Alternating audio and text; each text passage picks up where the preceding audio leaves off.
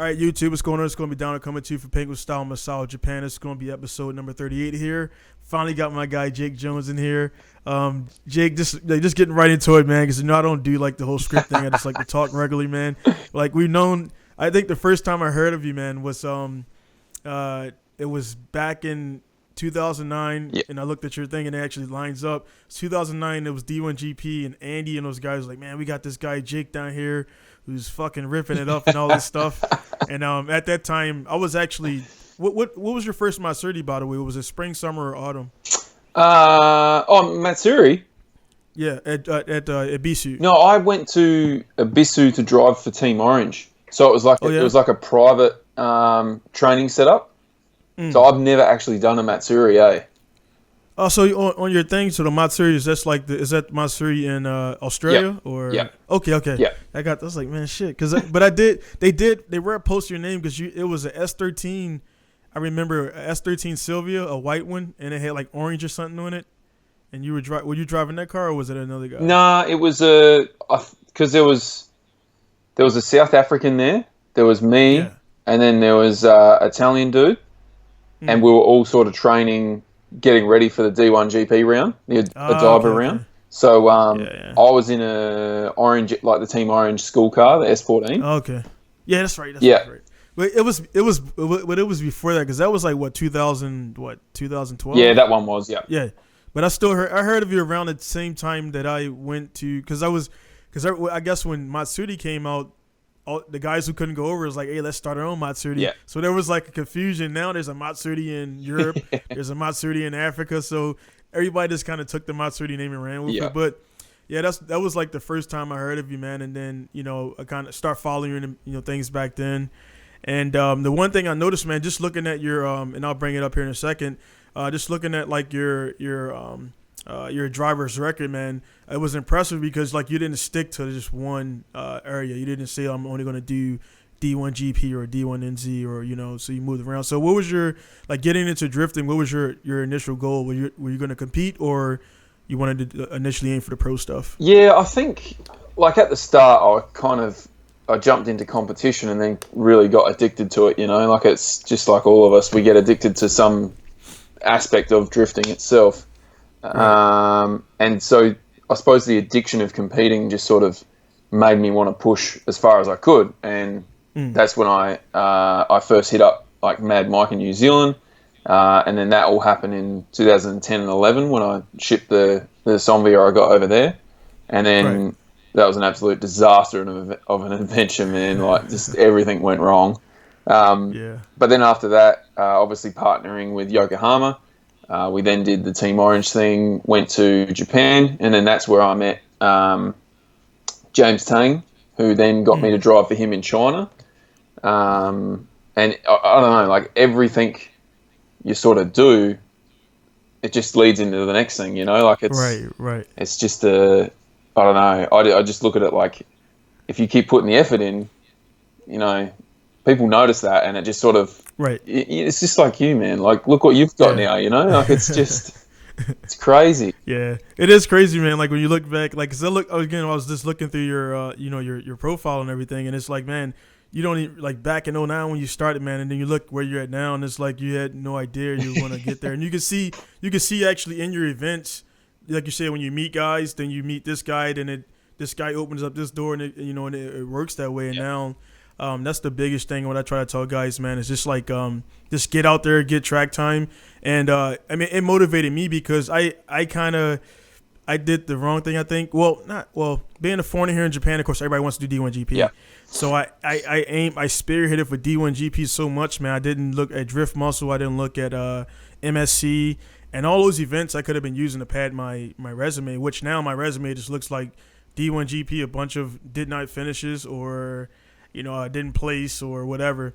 And then I disappeared and then came back. And then I went from no points in D1GP divisionals to getting pro license under King of Asia. And then that kind of fizzled out and everything, man. So for the guys looking to come up in a sport, man, what would you say? What would you advise them on, things to look out for and, stuff like that? Yeah, it's I suppose, like you said, man, like being based in Japan yourself, like that's, you've already put yourself like right in the deep end before you. Yeah. It doesn't matter where you begin, man. They're like the best in the world. So it's I mean, for dudes in America, there's a huge like lead up to the top series now. Like there's so many comps and I don't know if they call them state level events like we do in Australia, but we've got like state based championships in like my home state and Victoria, and then there's I'm pretty sure that there's stuff in Queensland, like and WA. There's all these things you can just build yourself up slowly with. So, right, and you gain experience there. You get in touch with companies, and then you can build a relationship and create sponsorship off the back of that. And then the best thing you can do is basically build yourself up to begin with, get some companies on board that just want to see you succeed and grow with them, like it's it's just you got to start small. You can't really just sort of jump into something massive, or you can, but I'm just it's not gonna look good. And the thing is, it's very noticeable when the guys who just got a lot of money, they buy their way in, and it's a common thing. I mean, I'm sure that happens everywhere where there's money involved. But you see those guys, they never really finish well. They're never really competitive, and then they normally just fade away, and they never come back. But they do in the States. They do have. I mean, even though I'm in Japan, I still keep up with different areas because my thing is, I'm in Japan. This is my home base, but my business will allow me to compete worldwide. One of the places I want to get to is Australia because I talked to guys like Lou Fink, Pickering, and all those guys. And I was like, I want to get over there. The event that Luke ran with the I guess the Toge style deal, that looked pretty cool. A lot of guys wrecking their cars there, and just getting around. The one is the one in Estonia where they're doing like a modified BSU jump, and I got to get there, man. So it's just like it's worldwide, and again, it's weird that I'm in Japan. I have access to all these tracks, but I've kind of been here so long that I'm not jaded by it anymore. Yeah. So it's like I want to see different places and everything, man. But again, for the states, I was saying is the states do have what they call the feeder series. So each state will have like their own little conglomerate of drifters or whatever. Then the guys will normally get noticed. They'll go for their they'll kind of drive, win the event. Then they'll get like a license to compete in Pro 2, and then from Pro 2, if you survive that gauntlet, then you can go to Pro 1. Yeah. And everything. So the biggest thing is for everybody worldwide, and it's the same everywhere. I think it's just like the money. So for your program, man, I seen what I've noticed about you, man, is I noticed you when you had the Sun Via. You still got it. You ran. You looked like you were like kind of like a F1 program, man, because like you were pulling the engine out every weekend.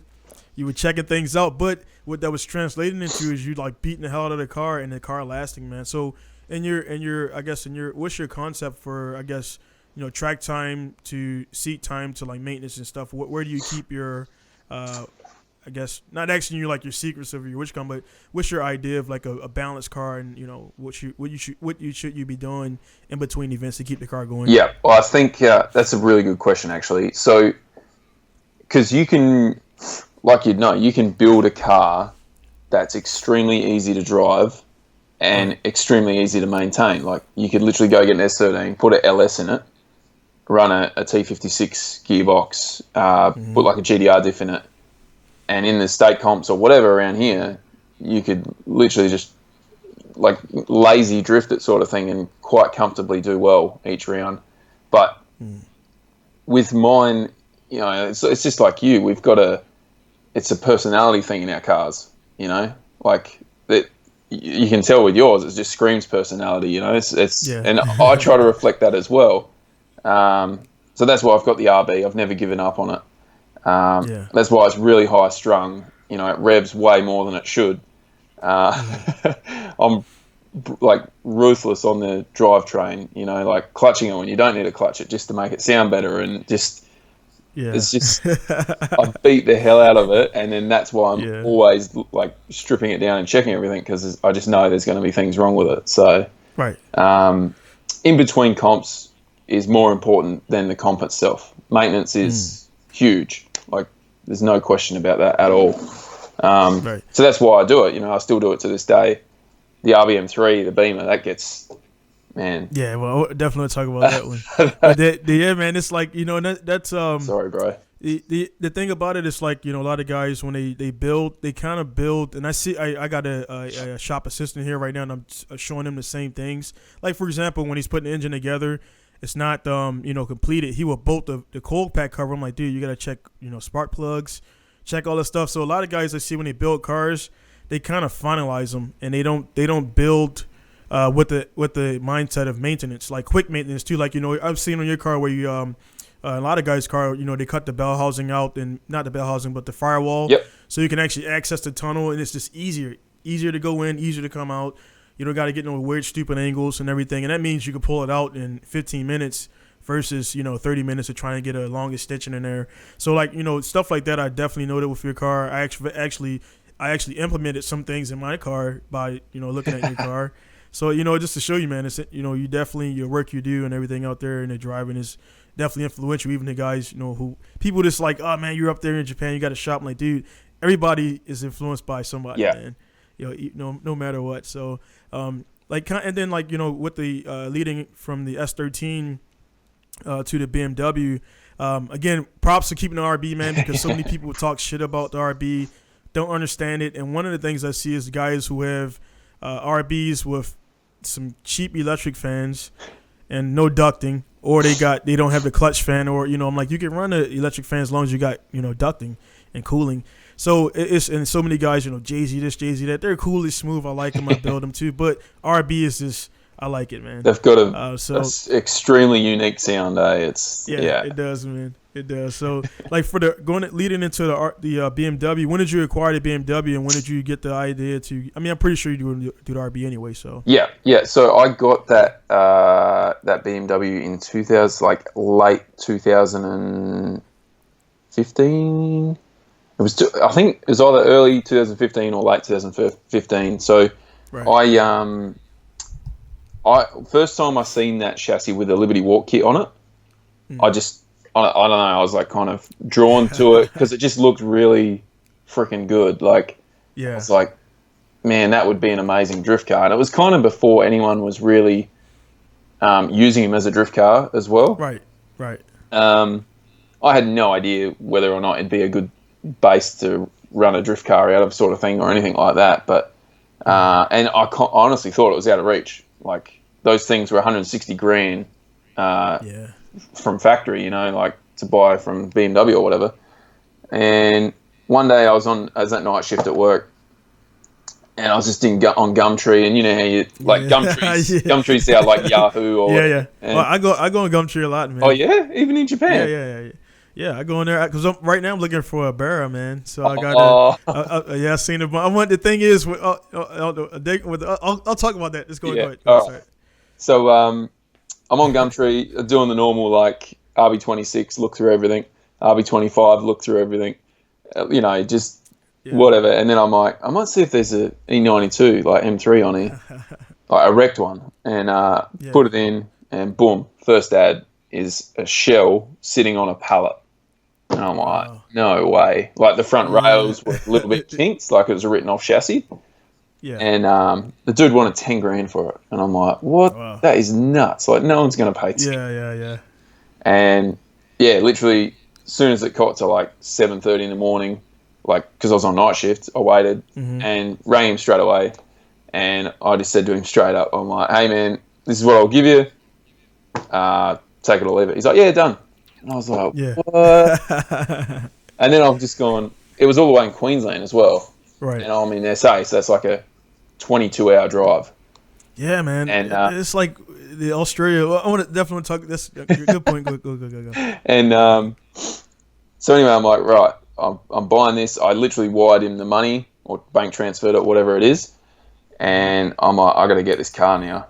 And so I rang up the tow truck company. I first rang up my mate Levi Clark, who lives up there, and I'm like, hey man, would you mind if I just dump the shell in your backyard? And he's like, yeah, sweet as. So got a tow truck, picked it up, dropped it at Levi's, and I didn't actually get the car in my possession for a couple of months, so it stayed in his backyard for a while. So big thanks to Levi for that. And then it all just sort of started. Like, it rocked up to my house eventually, and it was on a pallet. There was no subframes. There was nothing. Like it just, I don't know, just escalated. I never thought I'd get a shell to start with. So once I did, I just fully committed and just, yeah, as you can see, I went crazy with it. Like, yeah. So overall from start, because I mean, I followed it loosely from from getting a shell to, your place to completion. What was the duration of that? To the first drive, it would have been probably 18 months, which was pretty nuts, to be honest. And the reason it went so fast was because I had companies that basically agreed, if you get that car finished, we'll come on board to basically help you run it. Right. Which, in all of our eyes as a drifter, it's like, that's a jackpot. If I can, get this car to basically be self-sufficient with companies on board that want to see it running and whatnot, I'll get it done, and then it's just smooth sailing from there. Everything's just going to keep. But as soon as it was done, the company's pretty much pulled out, and it's just like, yeah. And that's like the parts. That's the part that a lot of people don't realize. Even when they see the cars, the sponsored cars, I got a taste of it firsthand, which is kind of why I seen. Well, when initially, again, when you first got your first sponsor, you're like, you're happy and everything, and you're like posting it around. Then after you get into it, you realize sponsors, like, it's like a business agreement, and they are in it to make money, and a lot of guys don't realize that, and then they don't realize even with sponsors. I should have known this because I talked to Alex Pfeiffer a while back at Formula Drift, and he was like, dude, he was driving the RSR S2000 at that time. He's like, dude, I still pay for everything. Yeah. I still pay for tires. I just pay a little bit less than you will pay, but I still got to pay for transportation, fuel, hotels, food, and all that stuff. And a lot of guys, they just see the car on a track with stickers on it. So, like, in your opinion, man, not down. I'm not trying to talk bad about sponsors because they definitely help. So, in your opinion, from the privateer guy who just does everything himself to the guy who has sponsors, how do you find your balance there and not committing, but not under committing? Yeah, well, that's a very good point. The commitment level. So, no matter what you're doing, sponsor related, if you commit to something, you always have to over deliver. It's like a must, like you say you're going to do this much.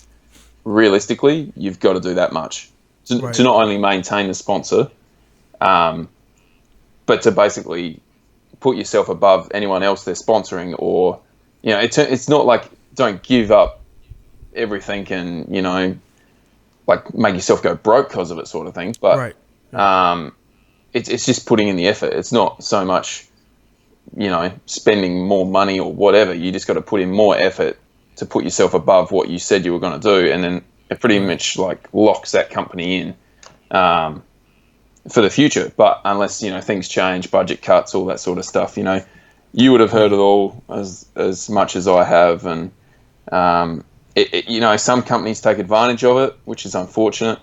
But you also got to be extremely careful. It's one of those. It's really hard to like. I don't know how to say it, but like. Yeah, I know what you're saying, man. It's one of the things I see is a lot of the guys who they'll get a sweet ride for about a couple years, and then they'll disappear after the company realizes they can't afford to compete in Formula Drift or whatever. Then they just kind of, because they could never do it themselves, but they had the skills to drive.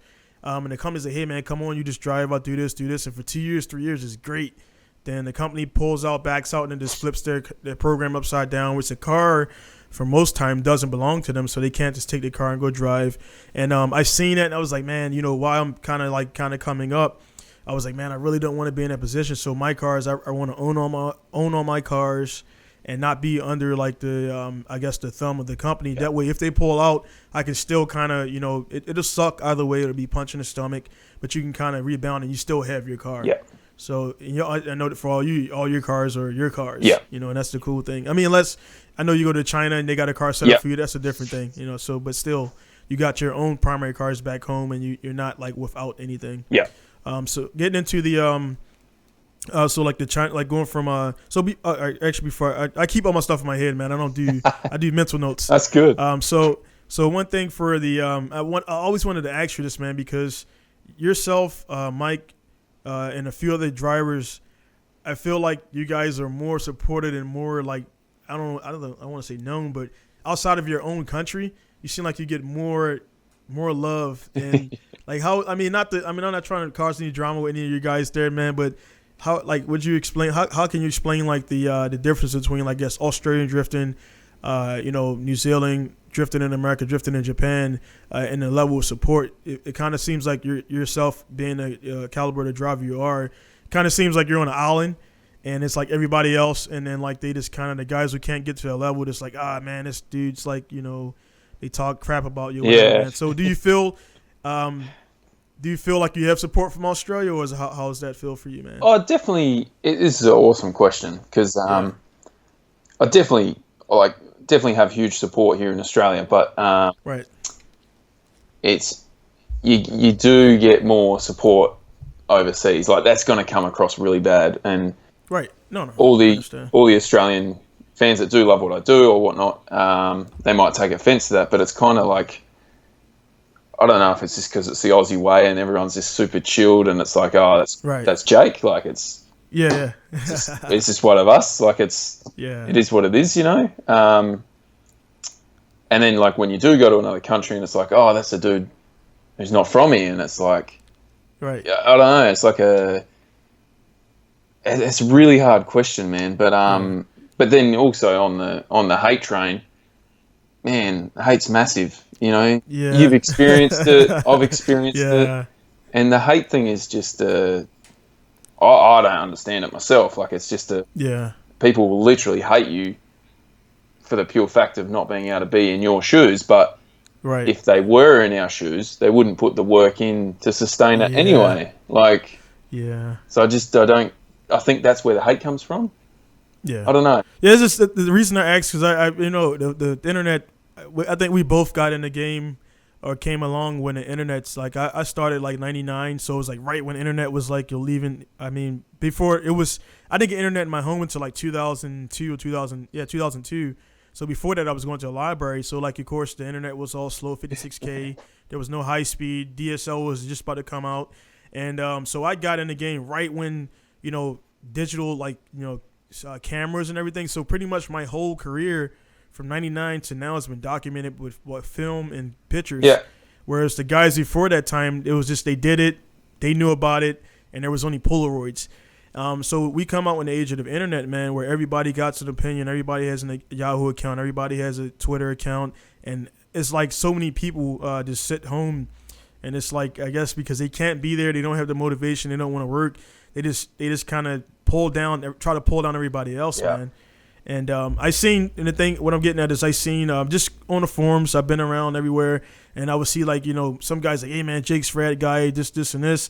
Then other guys would be like, yeah man, well he's this and this. I'm like, dude, you seem like you don't even know the guy, and it's like you just seem like a jealous person, man, who just who will never be there because that mindset of being like that, they focus so much on bringing you down that they're wasting time versus yourself and myself. You're getting ready for events, I'm getting ready for the events, I'm doing business, you're doing business, and we're just not really even paying attention to it.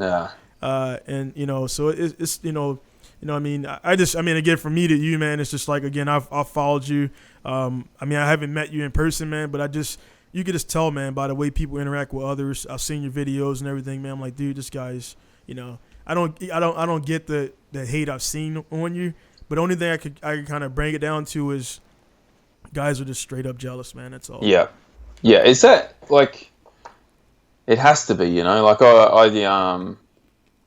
I don't know what else it is because I've even had people that you would have had it too. Like when they actually meet you, they then at the end of the conversation, it's like, oh man, I wasn't expecting you to even stop and have a chat, and it's like, what? Why wouldn't we? If we've like, sure, if we're busy and we're flat out, and we got to get to the next thing or whatever. It's like, hey, sorry man, I got to go. But man, if you're in an event and it's freaking lunchtime, someone comes up to you, of course you're going to talk to them. Like, why? I don't understand how people just automatically go, he's too arrogant to talk to me, he's not going to talk to me. It's like, if you come ask, I don't know, it's probably like in an event. I mean, and during the competition, it's like the mindset, like you get, like, you know, of course you're not gonna entertain somebody right when you're about to strap into your car, buckle in, because you're thinking about your lines and what the judges want in a driver's meeting and all that crap like that.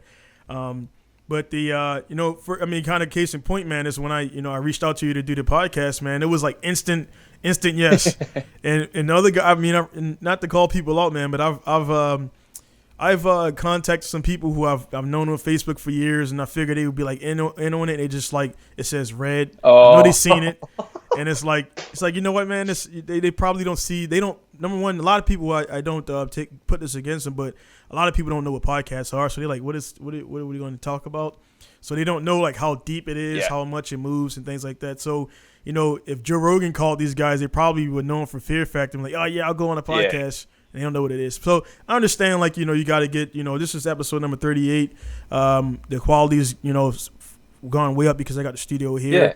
And it's like, again, man, thanks for, you know, doing it because a lot of guys just like, well, I don't have time for this guy. And the thing is, once it gets bigger, I hate to be this way, but I'm kind of going to ignore them because it's like, if you can't do it now, man, what's going to make you do it later on, you know, when I'm at 200 episodes and I'm getting like 1,000 views, you know, per minute and stuff like that. Yeah, 100%, man. That's, No, and like, it's not like I see it and like when you sent me the message, I don't look at it and go, oh, I'm doing him a favor. I'm going, holy shit, this dude wants to help me. Yeah. You know, that's the way I look at it. This is huge for me, you know. It's like I know it's your show, but it's like I'm getting more. I mean, have you ever done a podcast before? I've done a couple. I did one. Oh, I can't remember who it was with now. God, that's bad. My memory's terrible, eh? Like, yeah, it's all good. No, I mean, well, you only probably had like 4 hours of sleep, man. I had 3, but yeah, man, it's my the way I look at it, man. It's like. For example, everybody know, you know, I mean, of course you know Daigo Saito. Yep. Everybody who drifts, you know, should know Daigo Saito. Kind of like, you know, when I bring up Tsuchiya, back when I started, I watched Drift Bobble like 500 times probably in the first year. So a lot of guys now, when they get, they're like, what's the Drift Bobble? I was like, man, you guys don't know what the Drift Bobble is. And then to actually drive it, each one of those tracks that he drove it was like a major bucket list thing that I did. But as known as Daigo Saito is in our world, when he steps outside of the drift world, people are like, who is this Japanese guy? Like it's like, so as known as you are in your discipline, when you're in your lane, my thing with the podcast and with the social media, man, it's just like, there's a lot of guys in your circle that never heard of me. And there's a lot of guys in well, I wouldn't say drifters. Everybody's heard of you who drifts, who follows it. But there's a lot of people who I talk to who are not into drifting, and they'll probably see this podcast like, oh man, it's Jake Jones, and he's the guy with the viral video going around the internet and everything. That, you know, so now it's putting a face to the video and the driver. Yeah. And so that's my thing with this whole podcast, man. It's just like bridging the gaps, and again, just vice versa, trading out circles. So that's my only goal with it. I don't know if Rogan pays people to come on this podcast. He probably has to, but I mean, he has, like, I just had the Tony Stark dude on the other day, and so I'm not getting into all that stuff. But I mean, for me, it's just right now, it's just trading lanes and everything. So kind of like segueing into that, because I got the a note right here in Australia, man. Is it just people only live on the coast, east and west coast? There's nothing in the middle, or how does that work? Like right in the center? Yeah.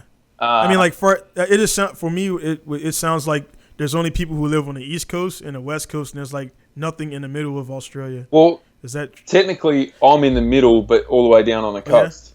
Yeah? Okay. So like I'm right in the center, or kind of in the center, and right down the south side of it. But Tasmania, that's got heaps of drifting. Melbourne, Sydney, Queensland, even Darwin, all the way up the top, all the way down west coast, like Perth. Yeah. There's drifting everywhere. Like, it's quite big in Australia, but it's more like the grassroots style, just go drifting with your mates sort of thing. And it's, I mean, it's there's a lot of unknown stuff going on. Same in Japan, I'm sure. I'm sure of it. Like, there'd be so much happening in Japan that we don't know about. Oh yeah, man. Yeah. A lot of small events, a lot of things like that. And that's actually what I'm going to target. Even though I'm coming back to competition this year, what people don't realize, let's say competition is going to be more localized, like my MSP, my Ibisu EDS just opened up a series and things like that. The reason I'm doing that is because I've been away for 4 solid years. I've been drifting in between that, but you can't just go away for 4 years and then jump right back into like, hey, I'm going to chase this D1 GP thing or Formula Drift Japan thing. It's like, dude, you got to get some seat time. And a lot of guys out there don't realize, man, comp seat time and everything, you can only get that during comp. So you can't simulate that during a day out with your mates. Is like you pretty much got to pay for seat time, and hopefully you place. And a lot of guys out there don't realize that you can only get better in comps by competing. So pretty much I got to kind of go back and all that stuff and swallow my pride because I got the pro card or whatever. But what I recognize is King of Asia is not really recognized. So when you say that, it's kind of like if you follow MMA, it's like you got UFC and then everybody else. So if you're a champion in this organization that nobody knows about, it's like, all right, cool. Well, how far are you from UFC? So pretty much I would feel like you got UFC, which is like Formula Drift and all the top guys, and then like King of Asia because it's the way it is. It's like right under there, and it's like people don't really recognize it, but it's all good. Is King of Asia still going? Yeah, well, it was of course everybody out there who don't know it was King of Europe, Mike Procor. So it was King of Europe. Then it changed to King of Nations, and then King of Asia came about, but because Tsuchiya-san, what a lot of people don't know, man, he's influential, but a lot of guys, like we were talking about the hate thing. Yeah. There's a lot of people who dislike Tsuchiya because the magnitude of his success, and he's getting paid for appearances and things like that, and it's kind of like they seem like it's not the Japanese way. So I guess it rubs a lot of people the wrong way, and also he's solid on his style. He didn't like the way D1GP was going down, where it's like they got the Ferraris and all that stuff like that. So that's why he pulled back. And as a result, he got a lot of dislikers. So when Tsuchiya-san was attached to King of Asia, there was a lot of drama because of that. And also, I felt it because I took a picture with the guy, and I don't really take pictures too much, but I was like, man, Tsuchiya is the reason why I got into it, one of the reasons. And that picture got around, and I got back to my local track, and the dudes wouldn't talk to me, man. Really? Like, yeah. Because my track is a Team Orange Team Orange affiliate. Masanori Kohashi is a Team Orange driver, and they didn't care too much. But it was the people around. Like, well, he's hanging out with Tsuchiya. I'm like, dude, I took a picture with him. Wow. So it's on a molecular level, man. There's a lot of different cliques and groups in Japan, and a lot of people don't realize that. Once I got deep in the scene, I start seeing that because he was like, when I would talk to this guy.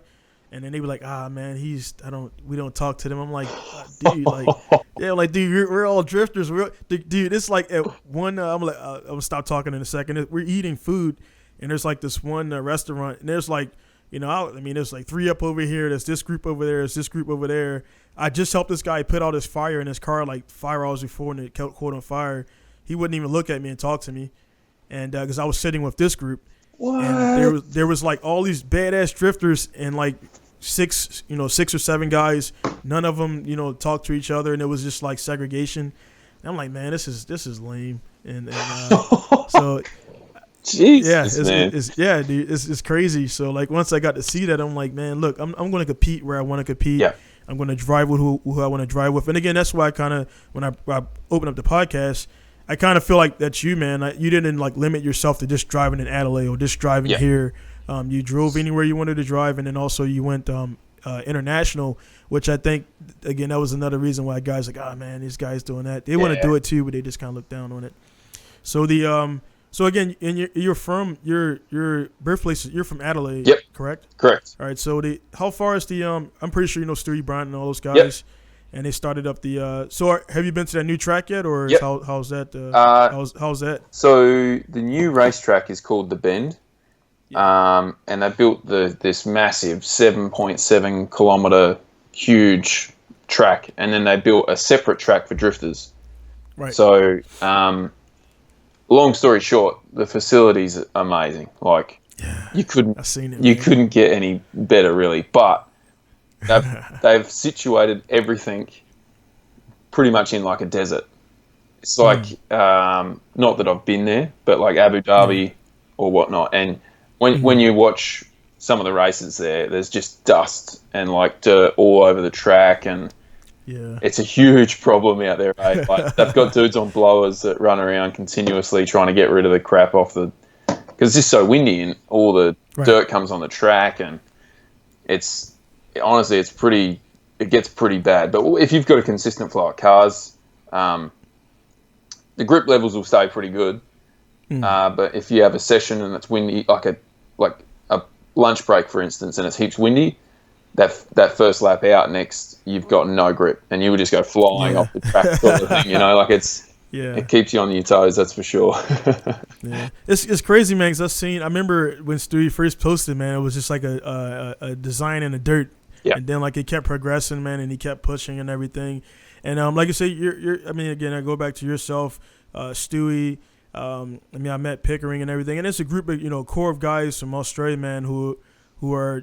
When I seen like back going back to Pickering, Christian, I remember seeing him back when you guys had, I guess it was like Australian series, and it was first, I forgot the name of it, man, but he was in S13, and I seen a dude driving, and then like flash forward 10 years later, I meet him at Matsuda, and he's just like a regular dude, and then he didn't know I knew who he was and everything, and but yeah, man, it was like I remember watching you guys with Speed TV and stuff like that, and it's pretty cool, man, but and that to kind of, from meeting all those guys in person, man, you guys are really like just like Americans, man, just like with an accent, like the same, the same mannerisms, kind of. I mean, some things you guys call a wrench or spanner and stuff like that, different things, and I picked up a lot of things from just being around you guys, man. But the overall consensus, man, from guys I've known and met, it's like, man, these dudes are just like us.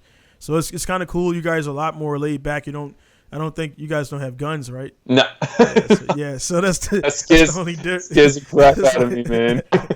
Yeah, that's the only difference, man. But it sounds good and everything, man. So, and you're going into like your China thing, just kind of move down my list of things I want to talk about. How was the experience drifting in your first time in what D1? Was it D1 China or China? It was sorry. It was sponsored by Red Bull. Red Bull China. So there's two different companies. You've got Red Bull Austria, and then you've got Red Bull China. So they're completely different companies. And long story short, Red Bull was sponsoring the series, and the guy running it, James, he basically wanted foreigners to come over and drift with his like Chinese mates that were drifters. Basically just to try and help build their level up, which is amazing, I get to go to freaking China and drift. Yeah. I had no idea what car it was going to be pretty much every time. I'd be rocking up. It'd be some crazy 2J powered Altezza, Sora, Aristo. I even almost did a GT86, but I couldn't fit in the car. It was such a bummer, man. It was a brand new GT86 with a 3.4 2J Hollinger, and I just physically couldn't fit in the car because they made it for a small Chinese man, So the seat row was probably raised up instead of lower. Oh, man,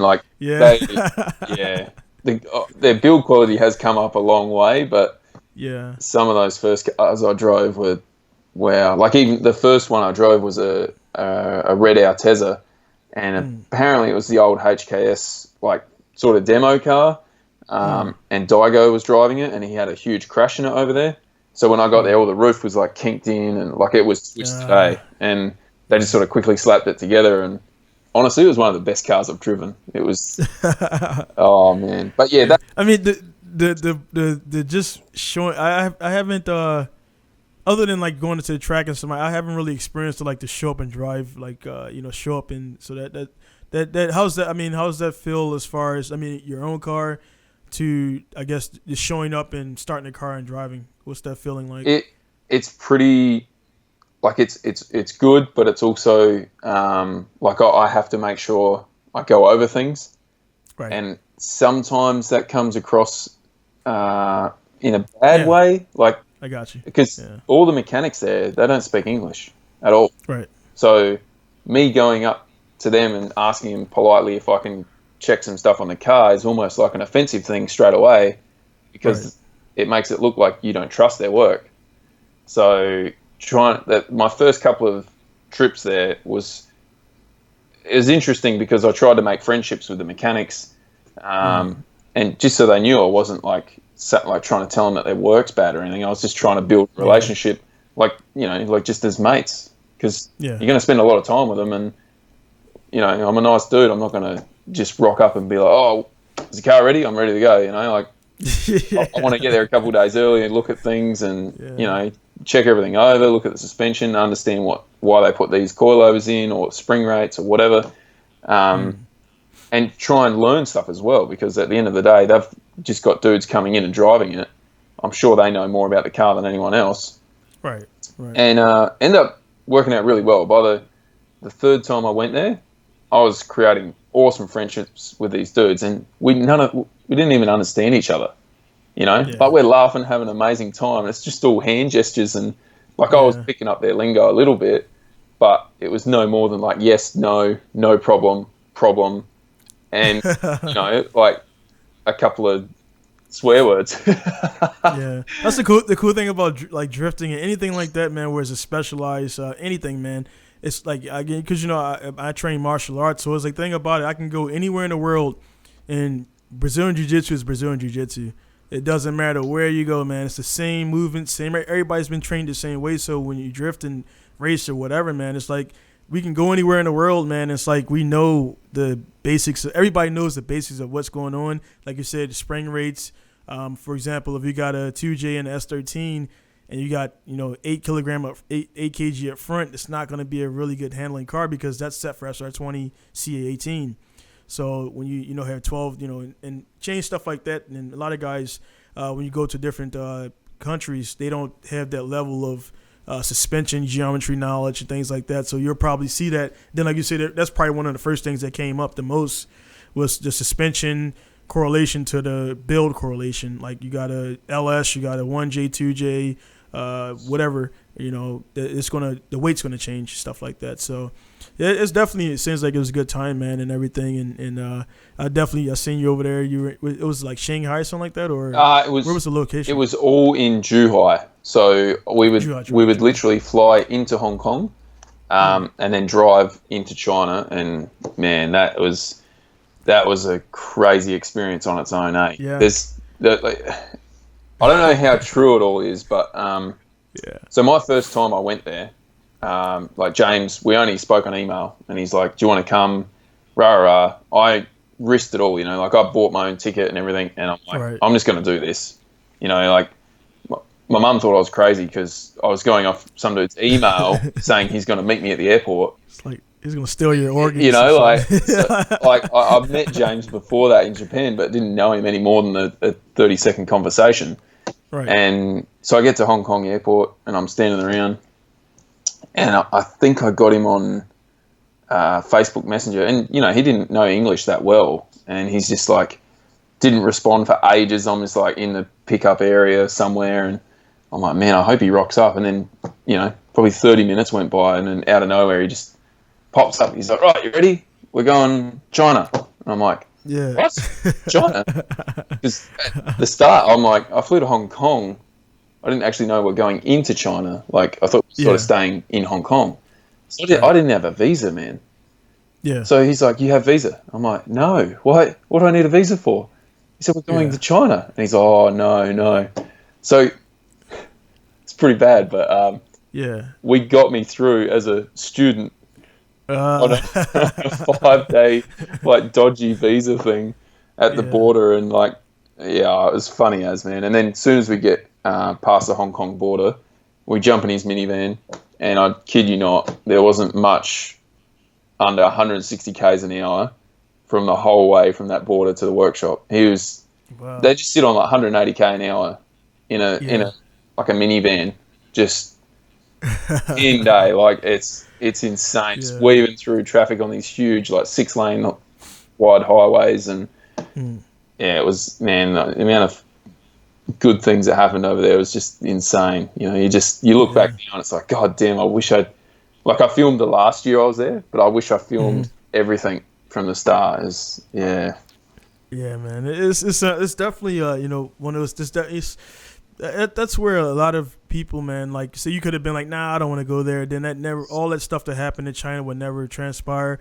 And that's why I tell a lot of guys in my circle, man, that when they come to the shop and they see everything, And I'm like, dude, this is a combination of 21 years of me just like doing things and showing up and making connections and not being I'm not a jokester. I'm a very firm person, but being friendly to people, talking to people and everything, and that way people just know where you stand on things. But it's just a combination of doing things. Again, your path to get to where you are. It's just like, taking risk, man. You got to do that. You have to fly to, Hong Kong or whatever and get that thing started. But if you said no, you would never, again, that could have been, I guess, a setback or, you're not, a lot of seat time and things like that. And it is showing up, man. You just got to kind of get there, get started. Well, a lot of dudes didn't show up. Like James asked them, and because it's all in broken English, they probably just thought, I'm not freaking doing that. Why would I fly to Hong Kong, man? It ended up being like 4 years worth of crazy drifting all around China and then some in Hong Kong as well. Like they had these special events there. I got so much experience and just it was unreal, honestly. Like I freaking loved it. It was, and then finished winning a championship as well. Like it's crazy. Yeah, definitely, man.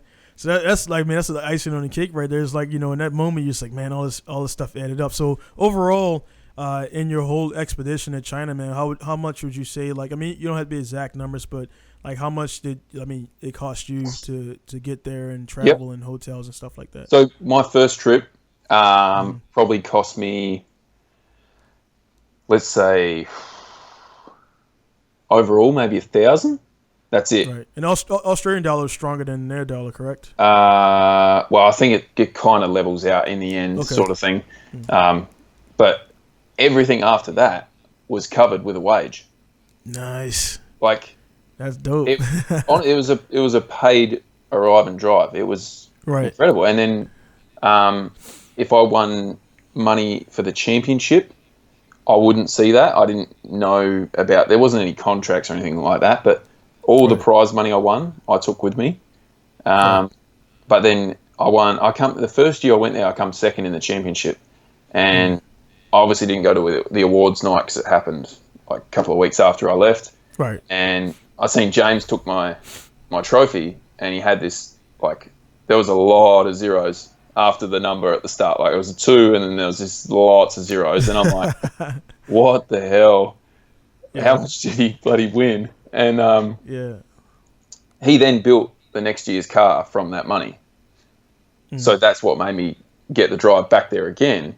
And then when I won the championship, Red Bull pulled out that year, and they basically said, "Look, there is no prize money or whatnot." Whether that's true or not, I didn't care. Like it wasn't costing me anything. I was actually making a wage to go there and drift. Like it was unreal. So in the end, it didn't cost me a cent, really. I made money out of it. Like that's our dream, isn't it?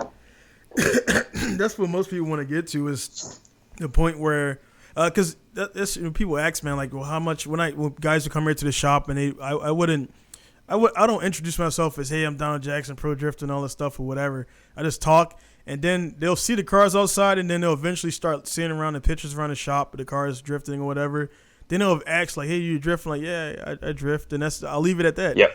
Like, and I'm pretty sure you're the same way, man. You don't go to a bar like, hey, man, I'm Jake Jones, pro drifter, owner of the Sunvia, pilot of the B. Like, you know what I mean? It's like, nobody does. Nah. Normal people don't do that, man. Like, fighter pilots do it sometimes. And I work with those guys a lot. So, like you said, man, like, kind of going back to when you say you show up to the car, you check it out.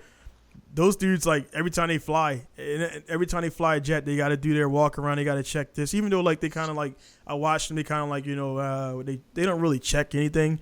They just play the role, and then they get in the cockpit, start the jet up, and fly it. So, I mean, I don't see a problem with that. You showing up to a car that you've never seen before. Because if I did, I would do the same thing, man. I'm checking caster nuts. I'm making sure they got cotter pins. And it's little shit like that. That's your life, man. I mean, if 100%. And you're not going to go in there and drive, half-assed. You're going to push it, and you want to know that the tie rods are going to stay connected when you go towards that wall. You know what I mean? So, it happens, man. Of course, you follow F1, Senna and all those different guys who passed away. Not saying that their mechanics did anything, but it's you know, I mean, they drive. They can't think about suspension coming undone and flying into a wall. So you got to have, you know, it's just human. Again, I know it's human error, man. Like it's right. You know, we're not perfect. It's simple. Right. You know, like if you, like I've done it before. Like I've built a car or whatever, put my engine box back in, and then like I've been on a skid pan, and all of a sudden I've just heard this crazy bad sound. Shut the car down, and the gearbox was half hanging off. Like, oh man, like through it just wasn't done up enough, and it's just through vibration the gearbox has sort of come apart.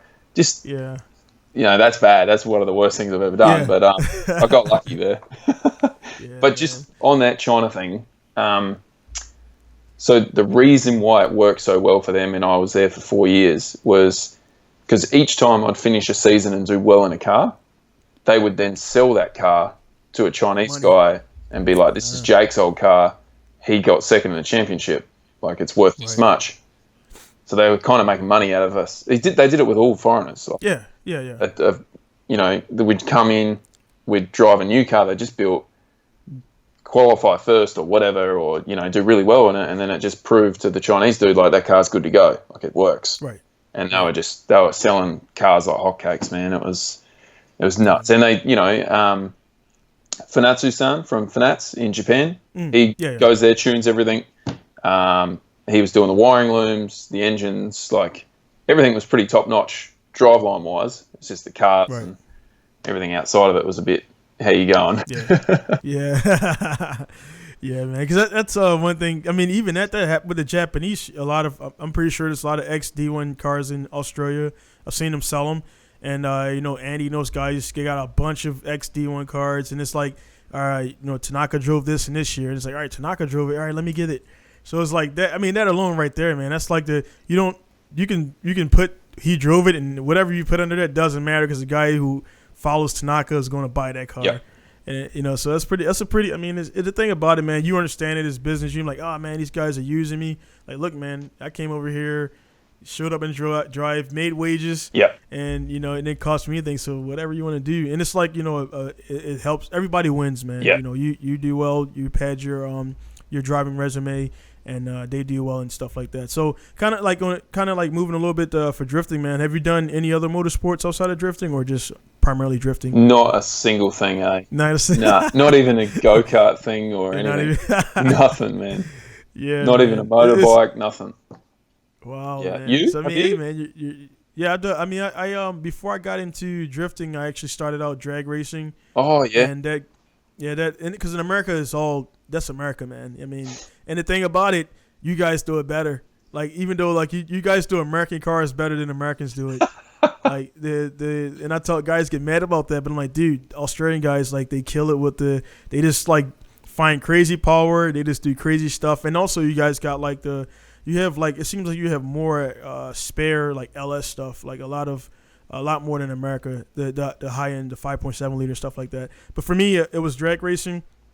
The drag racing, I had a 240, you know, and it was set up for drifting. And I think the fastest I went was 13 seconds in a quarter mile. But drag racing, to do it on a high level is just expensive. So I stopped going there. Me and my buddies got into like kind of like the American tailgate, start doing like, you know, back roads.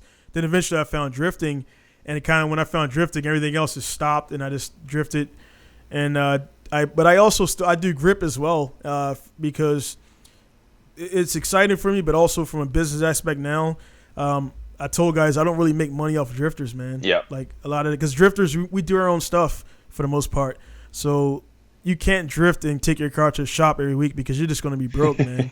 So I understand why I don't get a lot of drift customers, but my customers come from grip racing. So as a result, unfortunately, I got to split time because I'm still going to drift and compete. But I gotta grip race because, like you said, when they see the car on Tsukuba running 50-something seconds, they're going to come. Yeah. So if I go win, a bunch of drift rounds, then maybe I'll get a few more. But as of right now, like, they're not going to come to my shop based on me competing in G1 GP and D1 divisionals, and then getting the King of Asia license, which I said again, you got UFC, D1 GP, and then you got King of Asia, which is like, it's not even registering. Yeah. So it's just, you know, I used woodworked, and I got Drifting Goku and stuff like that. And the magazines are not really doing anything anymore. It's all online, Instagram, Twitter, stuff like that. But yeah, man, so if you, I mean, again, drifting is definitely your main thing. Like, would there be any like chance or anything that you're kind of sort of interested in trying? Or hell yeah! I've done a couple of grip days in both the cars, and it's crazy fun, man. Like I did a grip day at a Skylines Nationals. It was a day before a drift comp, so I had the drift alignment still in it. Thing was skating all over the joint, but I literally rocked up, and it was all time attack cars, and they're all just like, I had DRIFTSQUID.com written down the side of it. Yeah. And they're all just like, what the hell is this dude doing here? I could see him shaking their head, and I'm like, really? This is like, I've never been around grip races before. Yeah, different guys. I'm like, this is how they're welcoming me? Like, what the hell? Yeah. And then I went out, and me and my other drift mate were the two fastest cars from all the GDRs. Like, they were all street cars, but right. There was 33, there was 32 GDRs, and we beat them all by a fair few seconds. And at the end of the day, it just turned into a huge amount of respect. Like, it completely flipped their whole aspect on their first image of us coming in the gate. Like, it was right. It was pretty. They probably figured you guys are gonna like just drift it up and stuff, and then did the marshals give you guys any notes like, hey, don't drift and stuff like that? Yeah. 100%. We even did a hill climb not that long ago, and we all went up, did our first run because we were a part of a drifting club. That's because it was all like each club could win the whole hill climb sort of thing, and we all did our first run. And as soon as we come back down, just because one of the marshals didn't like drifting, they told us all off for getting sideways or losing traction. And it's like every single person here is losing traction up this ski road. Like, if you're going to be like that, we're just going to leave. And it's just, I don't know. Some grip dudes just hate drifters flat out. Yeah, it's kind of like I guess when snowboarding came out and snowboarders versus skiers and things like that. Skiers are more like the elegant, high class. People on the mountains, and the snowboarders come out there, they're doing tricks, backflips, and all this stuff, 180s and all that stuff. Like, these guys are rock stars or whatever, and it's like it's a change. And I did experience that myself personally when I got into what I did is I substituted autocross in between drift events because in America they were so spread out, and then also they were like $250 per event for like 3 15-minute sessions. Wow. Yeah, man. And because of insurance and everything, so I would use autocross to help aim, and that actually helped hitting the clipping points and stuff like that. But when I first showed up on the 240, man, the marshal was like, hey, don't do this, don't do that, and I'm the only guy getting lectured. And there's Mustangs there, Corvettes there, but they are rocking like S tires, man. Like, they're not gonna really lose grip. So the first time I go out, man, I go out there, I like lose traction, of course, hit some cones, and they pull me back in. I was like, look, man, this car is set for drifting. And it kind of like, honestly, I want to drift it. So I kind of got loose the first couple of times, and I came back. And then actually I ended up finishing second of the day. Then I won first place because it was a Lotus Esprit in my class, and he won a first heat, and I won a second heat. I had mechanical issues, then he had mechanical issues. So it was weird, man. But again, I know the feeling of showing up to a grip event with a drifty looking car, and the guys just like, they just look at you, then you go out there and you do well, and then you come back like, I thought you were just going to destroy the track and run off the track and crash and everything. So that is cool, man. That's a funny thing. And I did see your video. I don't know if it was your video where you guys did like it was the uphill, and then you did a little drift demo there. Yes. So yep. I've gone to a few hill climbs and just purely done drifting. And I seen the crowd was like liking it. Oh yeah. Because they've never seen it before. Like, people that go to time attack and hill climbs, most of them don't even know what drifting is. Right. And then that's when I do the of the supercar series we got here, like the V8 supercar series. Yeah. I've been fortunate enough to do drift demos at that, and they get like 50,000 people per day at that event, and the amount of people that come up that had no idea what drifting was is insane. Like, it's crazy when you open up like to someone new what drifting actually is, and then it just people just get because most guys when they see it, it's like the first thing you hear is like these guys intentionally destroy tires, like and then it's like the first thing like why would you destroy a perfectly set of good tires, like dude, that's what it is, man. You can't it felt good to me when I got to that point where I needed grip in front and rear. And then the guy's like, oh, man, you just go get junkyard. I'm like, nah, man, you can't have junkyard tires on a 600 horsepower car. You're just not going to work out. You're just going to spin out continuously. So a lot of people don't realize, man, like you're branding up tires that cost like $130 a set. Oh, pair, sorry about that.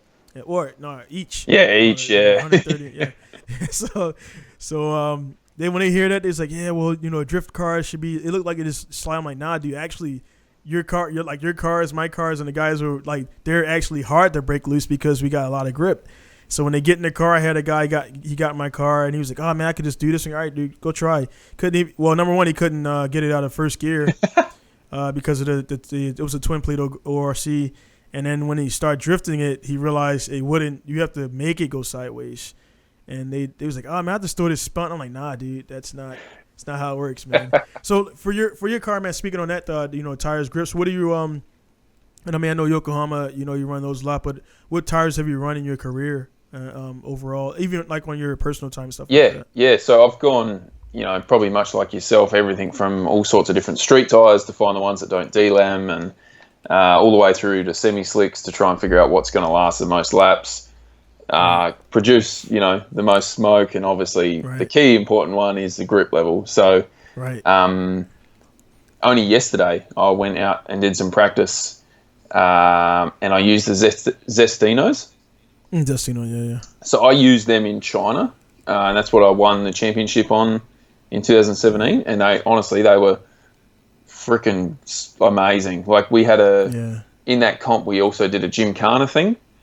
Mm-hmm. And I was in the Supra. Yeah, it was probably pretty light compared to most, but there was other Supras in the field. And the Gymkhana course, you still had to drift it, but it was like a course and it was timed. And I was 2 seconds clear of anyone, like pretty much every single round for that whole year on the Zestino. And I had to put it down to the Zestinos because the year before we were all pretty even. And then when I moved to Zestinos over there, it was just like the thing was a rocket ship, hey? It was crazy. But,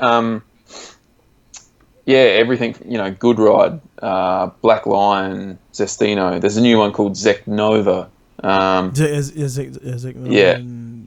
those guys. Valino. So the thing about it, man, it's like the technology with everything, man. Tooling. I remember, like in my shop, I got about 3 years ago. I got a TIG welder, which I paid $1,200 for. That same TIG welder, maybe 10 years prior, would be like maybe $3,000. Yep. So like everything is all the technology is like there's not one person holding it, and that's where in Japan I get a lot of pushback because I use more parts from Australia, Europe, and America than I do in Japan. Yeah. And they're like, well, you're here, the source. I'm like, dude, HKS told me and all those guys, they were the guys 20 years ago. Well, 15 years ago or whatever. But the gap's been bridged with technology. So for the tires, for example, Advent 8008, 8007, 8005, they were the guys for years. That was a tire. And then now you got, I use personally Nanking, I use Federal. Yeah. The grip levels are ridiculous, man, for the price you pay now. They don't last as long, but the grip levels out the box, man, for a $150 tire, well, you could pay about $100 and maybe $15 per tire and have a competitive tire and actually drive it on the street and things like that. So it's definitely gone up. One thing I see, and I'm kind of like Federal, I deal for them because I use them a lot, but I see now, man, is I know you probably noticed it too, man. It's like the tire hopping sponsor. So one week they're sponsored by this guy. Then the next week I'm like, dude, and then my guy's like, man, why you don't get them? Like, dude, because the tire that they're using right now, it's going to be another tire 2 years from now. And they're going to have a whole new livery on their car and a whole new, whoever's giving them the most tires is the winner. And that's how it works. And they don't understand the business problem. Like, dude, you're getting a ride. You got to conform. And that's the difference with the sponsor. And, you're looking at F1 NASCAR. They don't get a choice of what's on the car. They drive. And they got to drive, a BM. Well, I guess I just started following F1. So I didn't know Honda or Renault was like making the engines for everybody. And it's like, these guys are competing with Honda, but they got to have a somewhat of a relationship because they got the engines in their car. So it's crazy, man. So speaking on that, man, like kind of jumping around, I don't want to stand too much, but like what F1? I mean, obviously you follow that and everything, and the V8 supercars. So like, what is outside of drifting? What is like your favorite series to follow? Yeah, like I really like watching the V8 supercars. Or they just call it supercars now because it's, I don't know. Right. Yeah, they dropped the V8 thing, but that's been really good because it's, I don't know, it's kind of the top 10 is all like in qualifying is always within like half a second. You know, it's crazy. Like it's the level of driving is all similar. The cars are all similar, sort of thing. Right. There's obviously been a lot of speculation over, you know, some teams having advantages and whatnot, but like it's been pretty either Shell or Red Bull killing everyone. But I think coming into the same with F1 in the next couple of years, it's all going to go back to a level playing field, and it's not going to be about money wins. You know, like it's like F1's bringing in a salary cap, which is absolutely absurd. They can still spend 175 million. Yeah, but that's going to be their new cap. Like they're not allowed to go over that. It's like Jesus Christ. Yeah, man. And that's including like paying the driver, paying the car, paying like everything, the whole program. Oh no, that's just development. Yeah. So they can then pay the drivers more on top of that, and right. So this is the way around it, man. So with that, man, it's like because again, I just started like the last year, so I just started like looking, getting into F1, man. And it's like, you know, the amount. And they kind of put in things in perspective, man. We go out and spend, like, for me, it would cost me about, when I was doing D1 divisionals, it would cost me about $3,500 a weekend. And it's chump change compared to, like, you know, when you do an actual pro round. Yeah. And then even a pro round is chump change. I mean, not even chump change. It's like ashtray change compared to, like, F1 and NASCAR one weekend. That's what they'd spend on the catering. Yeah, I mean, the tires. I was looking up the prices. I posted online like a few months ago. A set of tires, I think it was about $4,000 or $5,000 for a set. I'm like, dude, you know. Then they like the guys, you know, the air, the jack you need to jack it up and change the wheels is this much. The air that goes in the tires is not regular air, I believe. And it's a lot of different things, man. Where it like puts into perspective, like, dude, like you're really not spending money. You know what I mean? That's like major money, man. So it's just cool to see the different. I respect all motorsports. I even think, you know, even if you don't drag race, you don't do all that stuff. One thing we all have in common is like we're humans, and we figured out a way to kind of like manipulate these machines to do what we want them to do for the most part until like it has a malfunction or whatever, or driver error, which some people don't like to admit. You know, you fucked up and you crashed. It happens and you learn from it. But we all in all motorsports rally out. I want to I'm getting into rally this year. Oh yeah. Yeah, because it's a different group of customers, man. That's another thing I want to talk to you about as well. And on the sport front, like I love Supercross, like AMA Supercross and that. Like the American motocross is nuts. Love that. But the whole business front, because the more I'm obviously talking to you about it is I'm understanding a lot more, but you are extremely similar to the company in China now that I think about it. And he has literally moved pretty much all the drifting out now, and it's all group racing. So he does TCR, GT, like he's got customers that have bought like production cars from Mercedes, and he's probably got like 10 Honda Civics built by Honda now, and it's, you know, it's a pretty basic car, because it's built over there.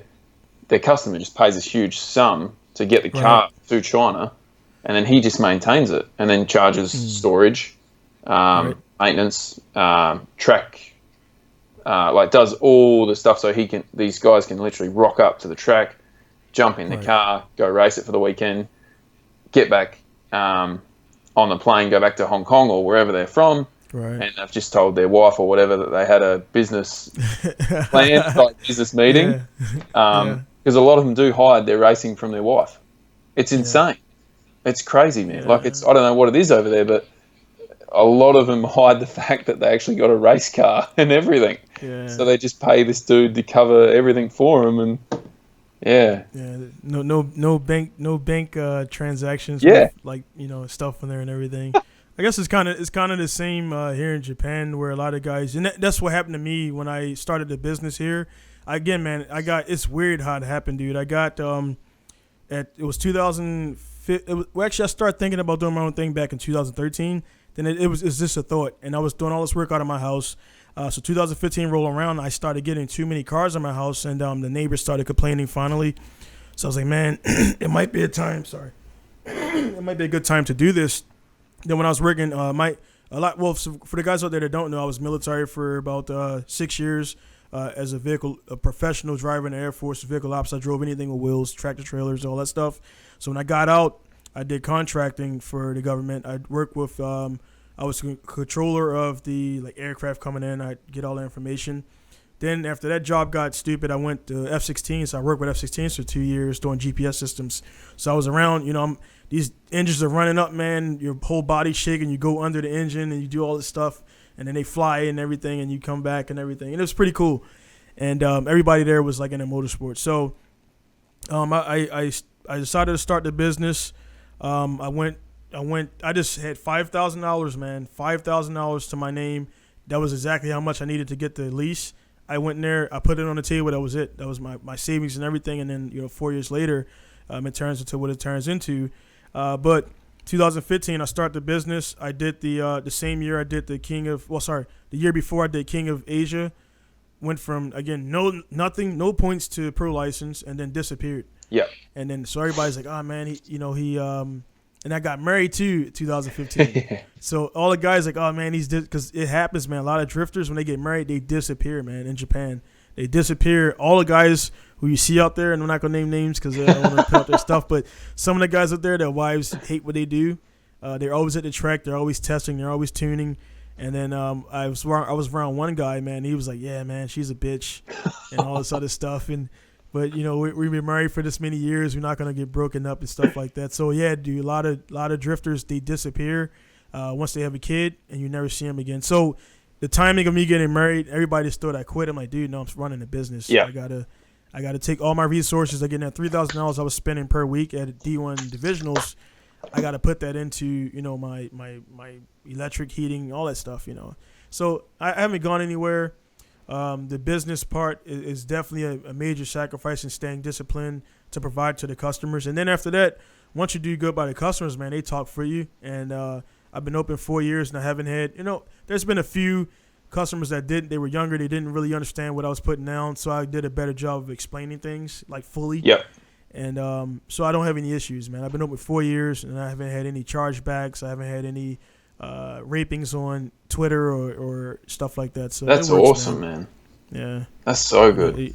As you know, man, it's hard to do in the automotive industry. Is very difficult to separate yourself from the crooks. Yeah, dudes do everything right here in Australia, and they still get people beating on them on Google reviews, and it's just because the hate thing.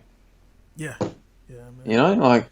It's crazy, man. So you must be doing something right, man. I mean, my thing is with the business here, man. Everything. I mean, now my family is because again, when I came here in 2008, I was never getting married. I was never having kids, and then flash forward 5 years later, I got 3 kids and a wife. And the thing about that, man, is they didn't bring my life down. Actually, if it wasn't for my wife, I wouldn't be talking to you right now from this place, because my wife's I met her. She had an Evo 7. That's how we kind of hooked up.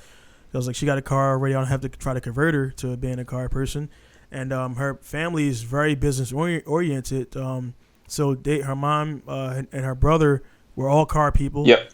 And they co-signed for me, man. That's a major thing. They don't co-sign for themselves, Japanese to Japanese. Yeah. So the co-sign for a gaijin, man, that was and then the business it's all in my name, man. That's really rare. That's very rare. So the contract says my name when it normally is never the gaijin's name. So that was a thing, and if it wasn't for them, I wouldn't be here. So I definitely, I had a mom's car yesterday, changing tires and things like that, and it wasn't my plan, but it's like, hey, man, if it wasn't for our mom, I wouldn't be here. Yeah. So I kind of look out for those guys. And And again, my drive is, my own personal goals. Of course, I want to drift, keeping my family good, and then making good on like the people who signed for me. So it's like a lot of different things. And then when I have issues with customers, they're lackadaisical about the situation. I'm like, look, man, the situation we're about to enter or you're trying to put me in is going to cause issues. I want to make money. I don't want to go backwards. So I've probably turned away by about 30, 40K worth of work. Yep. In my time, just because I knew that $5,000 or that $4,000 was going to come with issues. Yep. And it's hard to, when I need the money for the end of the month, to turn that job away, but I know that job's going to turn into a nightmare. So, it is what it is, man. Yep. I can't do that. So for yourself, man, I know you mentioned you were working before. So are you still working, or are you doing your own thing, or how's it work? Yeah, so near the end of the China thing happening, like, because obviously I was just flying out from work, using my annual leave to go there and whatnot. It got to a point where I won the championship, and then the track actually asked the company I was driving for, would Jake be able to work for us for 3 months? Right. So I get this email, and it's like, hey, are you available from, say, end of January till, close to May sort of thing? We want to do drift demos all around China. And I was like, is this serious? Like, yeah. And I just wrote back, like, I might be able to make this happen, because I'd been with the company I was working with. Like, I was working at a winery for, that was like 11 years now. So I had long service leave. So that gives you 3 months off.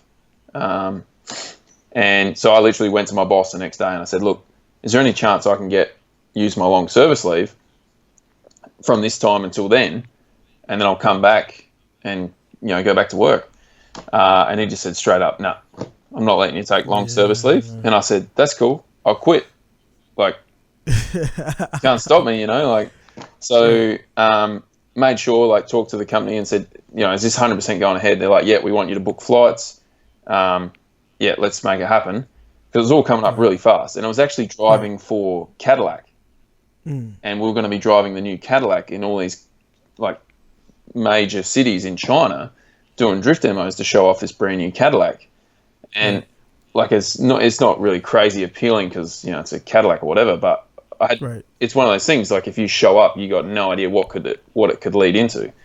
So anyway, quit my job, had a bit of a going away thing at work because, I've been there 11 years, whatever.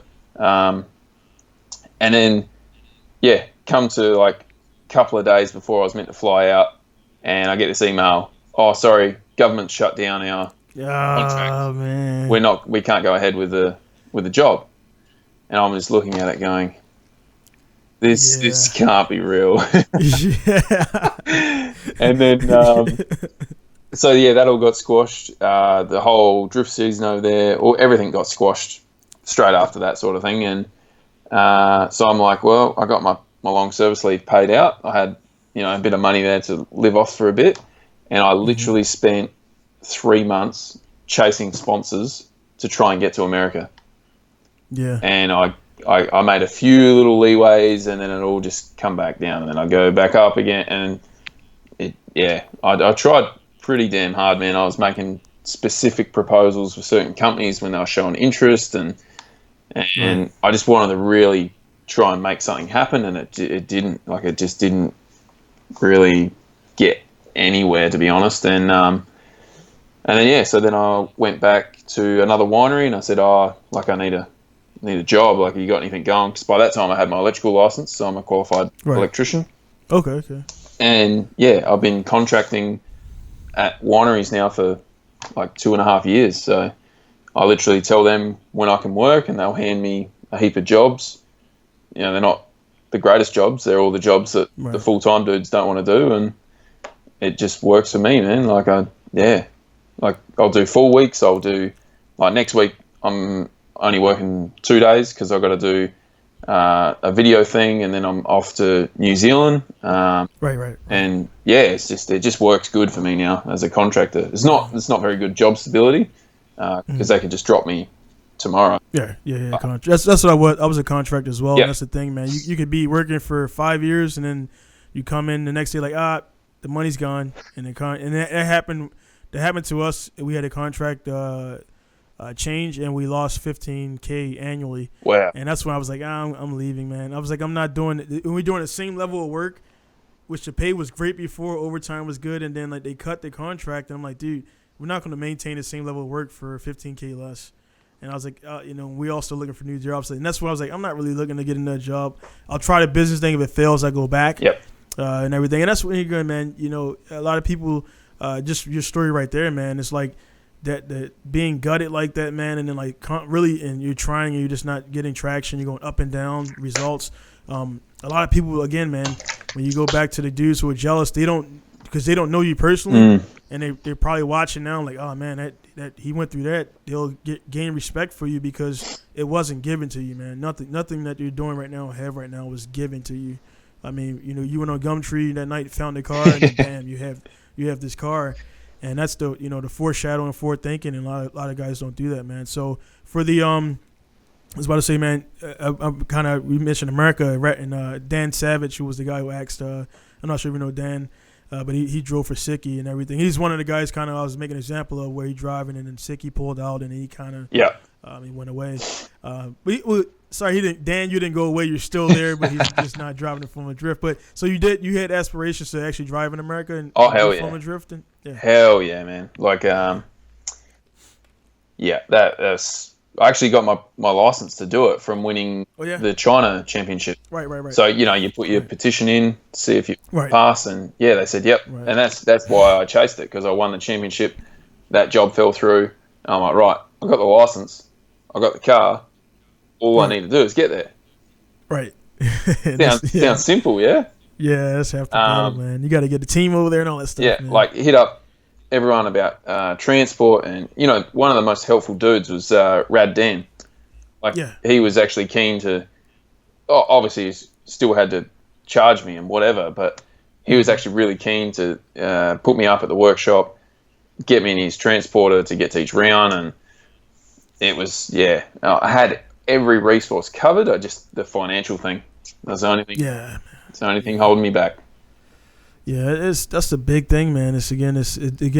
People like they just you got all this stuff and all these fall like, dude, it's still.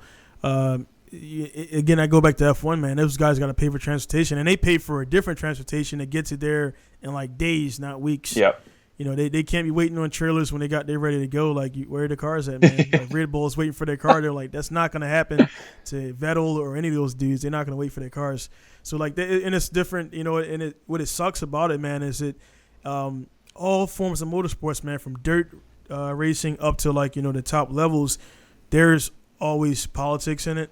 And that's one of the parts that, you can't escape. And then also you got to learn to play that game and stuff like that. So it's one of those things where I kind of like, I know it's there, and I've probably hurt myself because when the Japanese guys come around, I don't grovel to them. I don't kiss their ass. Yep.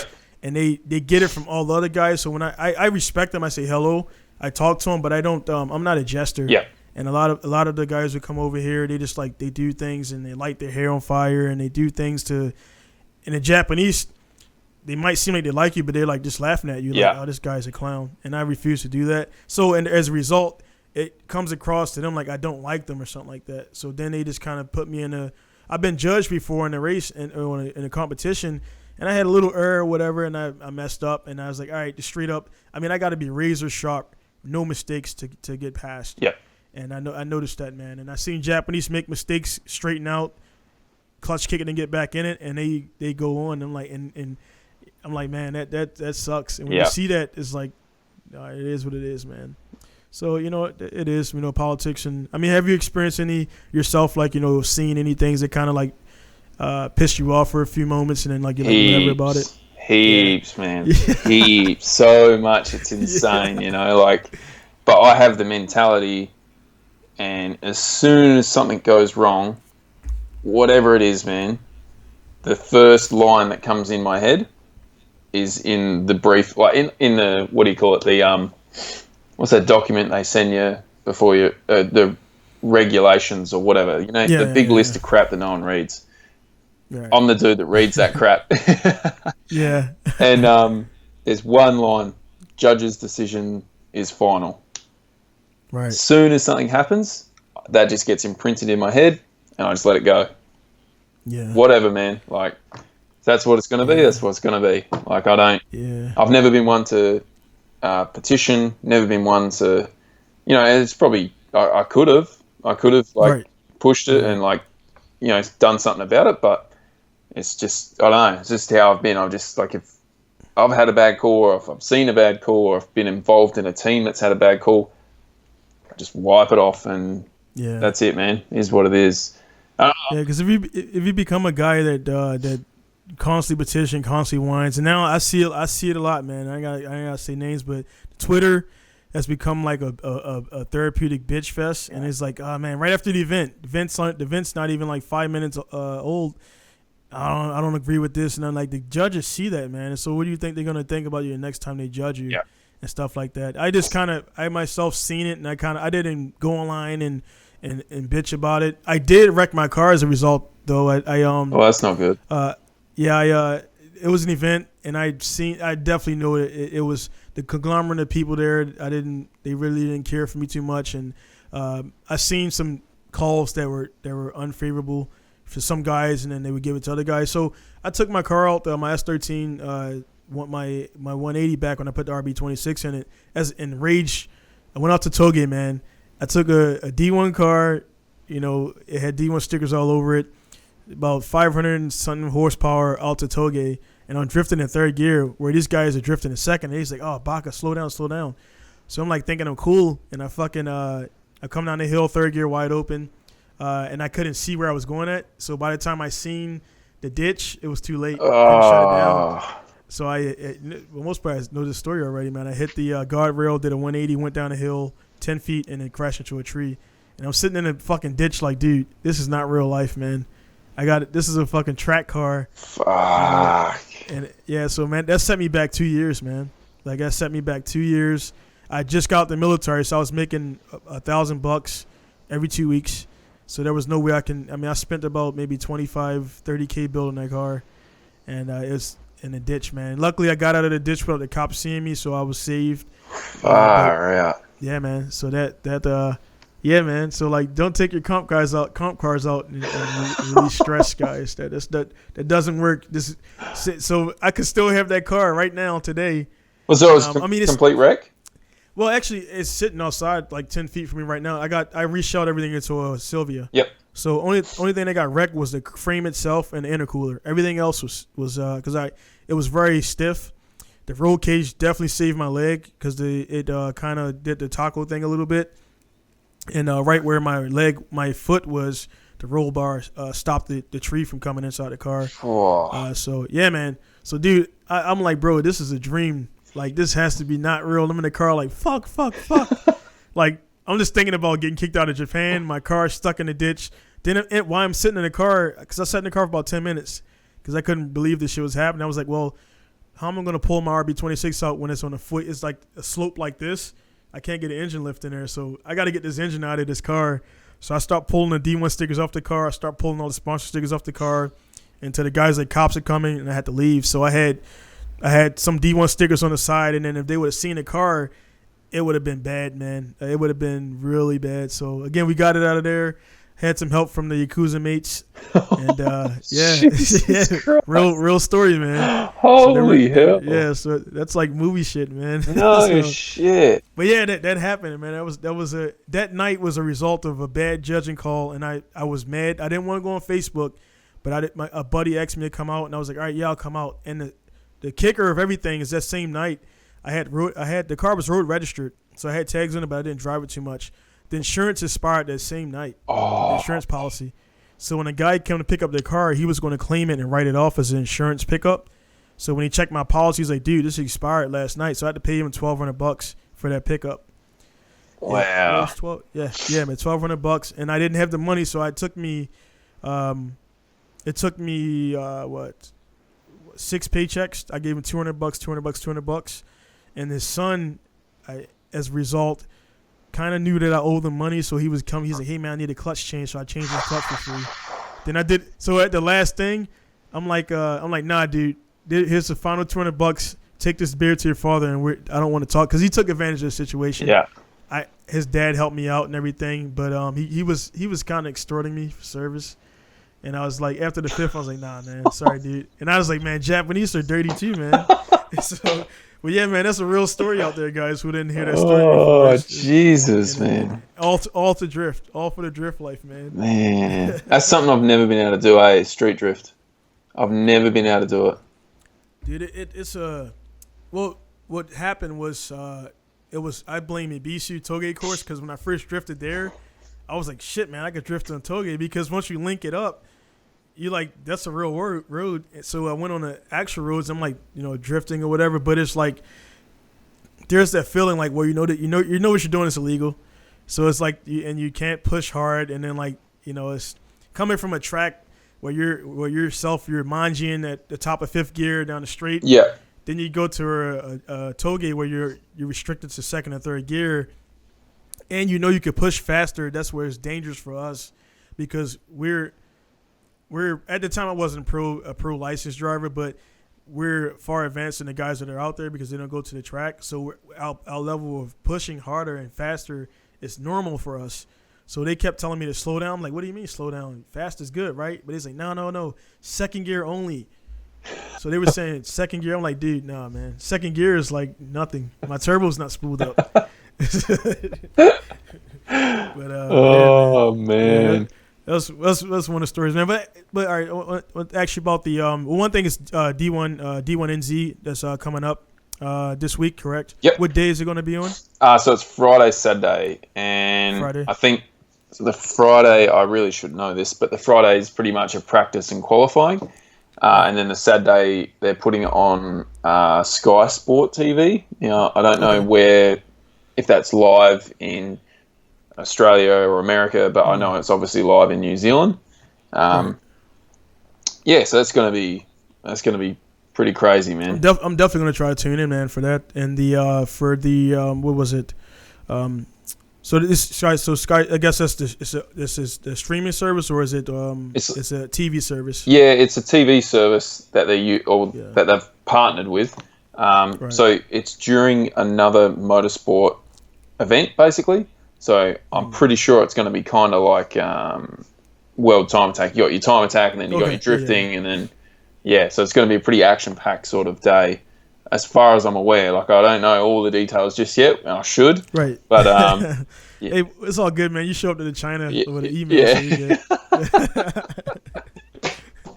Yeah, but it's gonna be good. Like I drove that 86 last year at Pukakoi, and man, that was one of the craziest things I've ever done. Like trying to commit to the first corner, and you are literally like road speed. You literally have to do 180 k's an hour before you can initiate. Like it's right. We can drift and we can get up to 180 k's munging or something, and the fluid momentum of it is quite natural to do. But going dead straight in a grip setup and doing 180, 190 k's and then going right, I got to either clutch kick or handbrake into this corner, and if you go to enter and it grips up and shoots the front end left, you're straight in a wall, man. Like it was the most insane thing I've ever done, and it took me three whole practice sessions. Like I think my first entry was like 130 k's an hour. I'm like, man, I'm so slow. Like it just started drifting, and then like it's too shallow. Like I got to go quicker. Next lap, I did 150 k's. I'm like, holy crap, that was so fast. Next one, 160. I'm like, this is still too slow. Next one, 170. I'm like, man, I still can't do this. What the hell? And I'm just like, hitting my helmet. I'm like, just hold it pinned. Just hold it flat. So I just held it flat, and I was just pulling the sequential. And I got into sixth gear, and I'm just still flat. And I'm like, here we go. And I run out of legs in the car, so I had the handbrake entry to slow it down enough, and then it just got around the corner. But once you do it, you can do it every lap. Yeah, that's the mental part. Like one of the things, again, a lot of people that don't know drifting, man, it's like drifting, like rally. Those guys, people see them guys, they call them crazy. I'm like, dude, these guys are flat out driving, how fast they're going in between trees and shit, man. You got everything to hit. Everything is there to hit. And it's just like I talked to one guy in rallies, and I kind of implemented this to my somewhat the drifting because you got to look out, put clipping points as you know.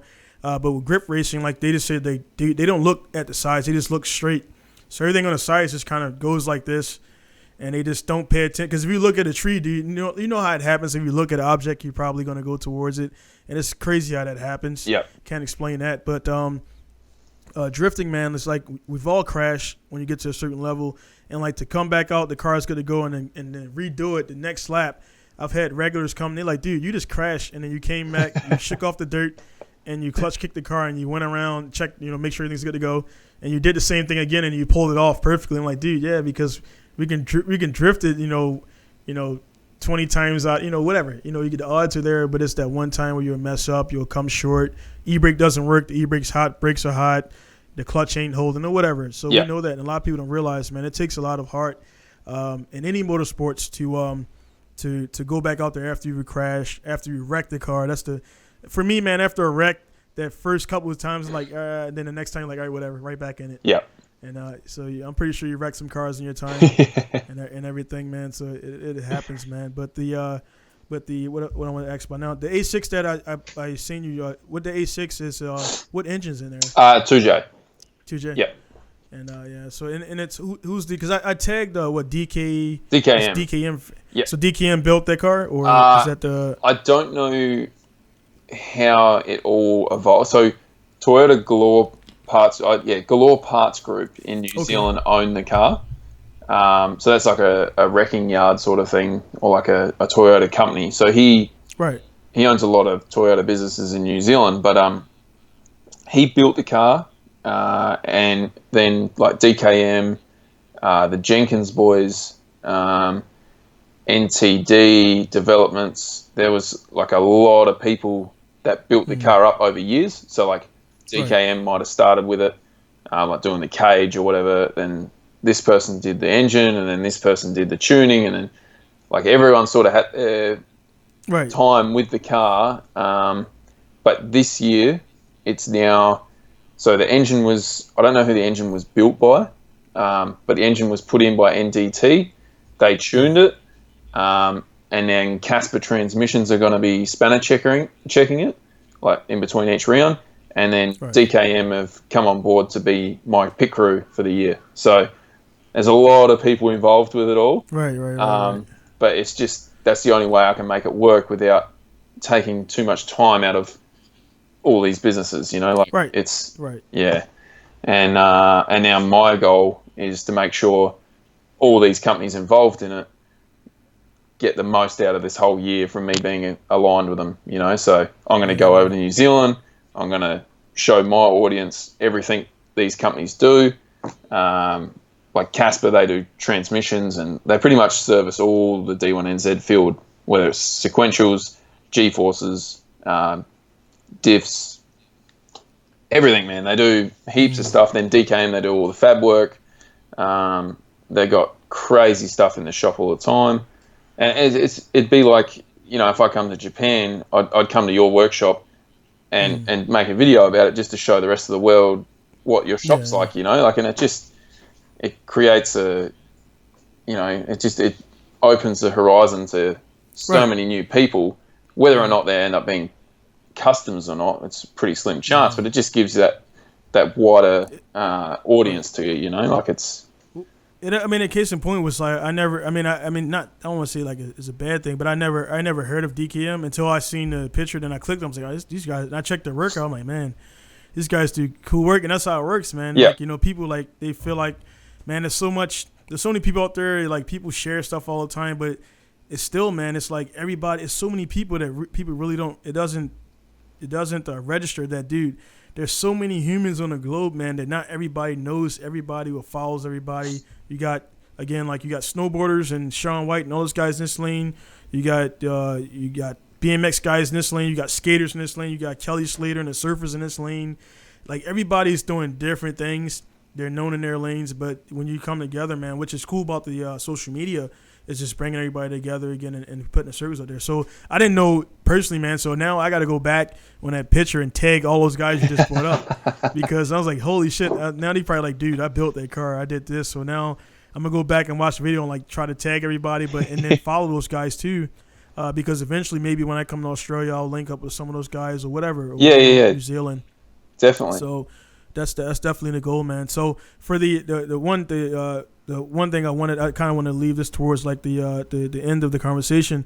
Because it is awesome video, man. I watched it a bunch of times. The BMW video that you shot, like what was the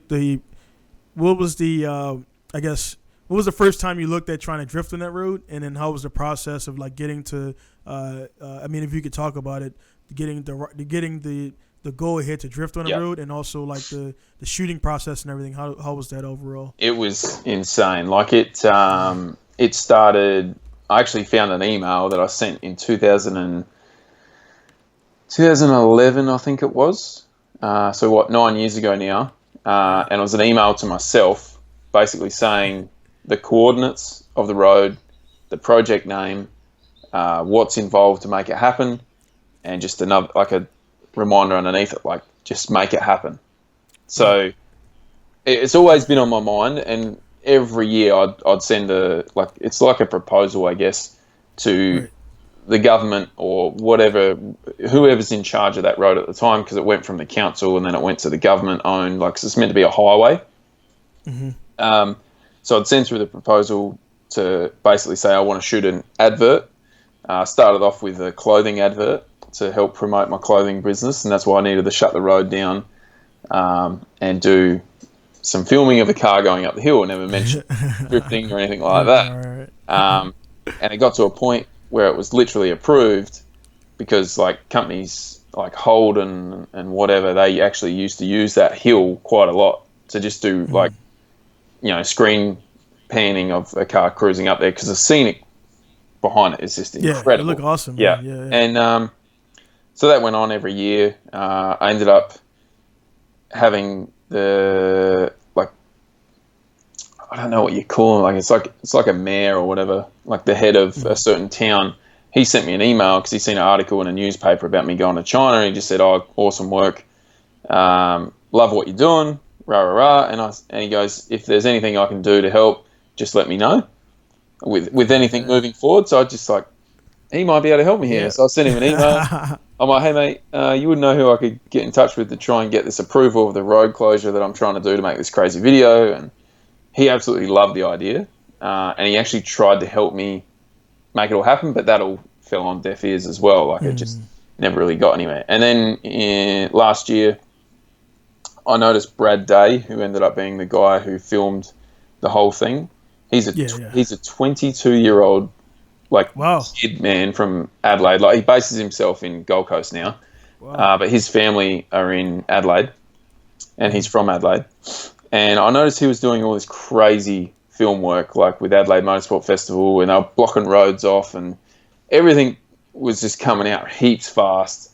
And I'm like, man, how's this dude getting all these road closures? So I just hit him up, and I'm like, hey man, just wondering how you go with road closures and whatever. Like, I've got this crazy idea of drifting up this mountain road. I've wanted to do it for 8-9 years.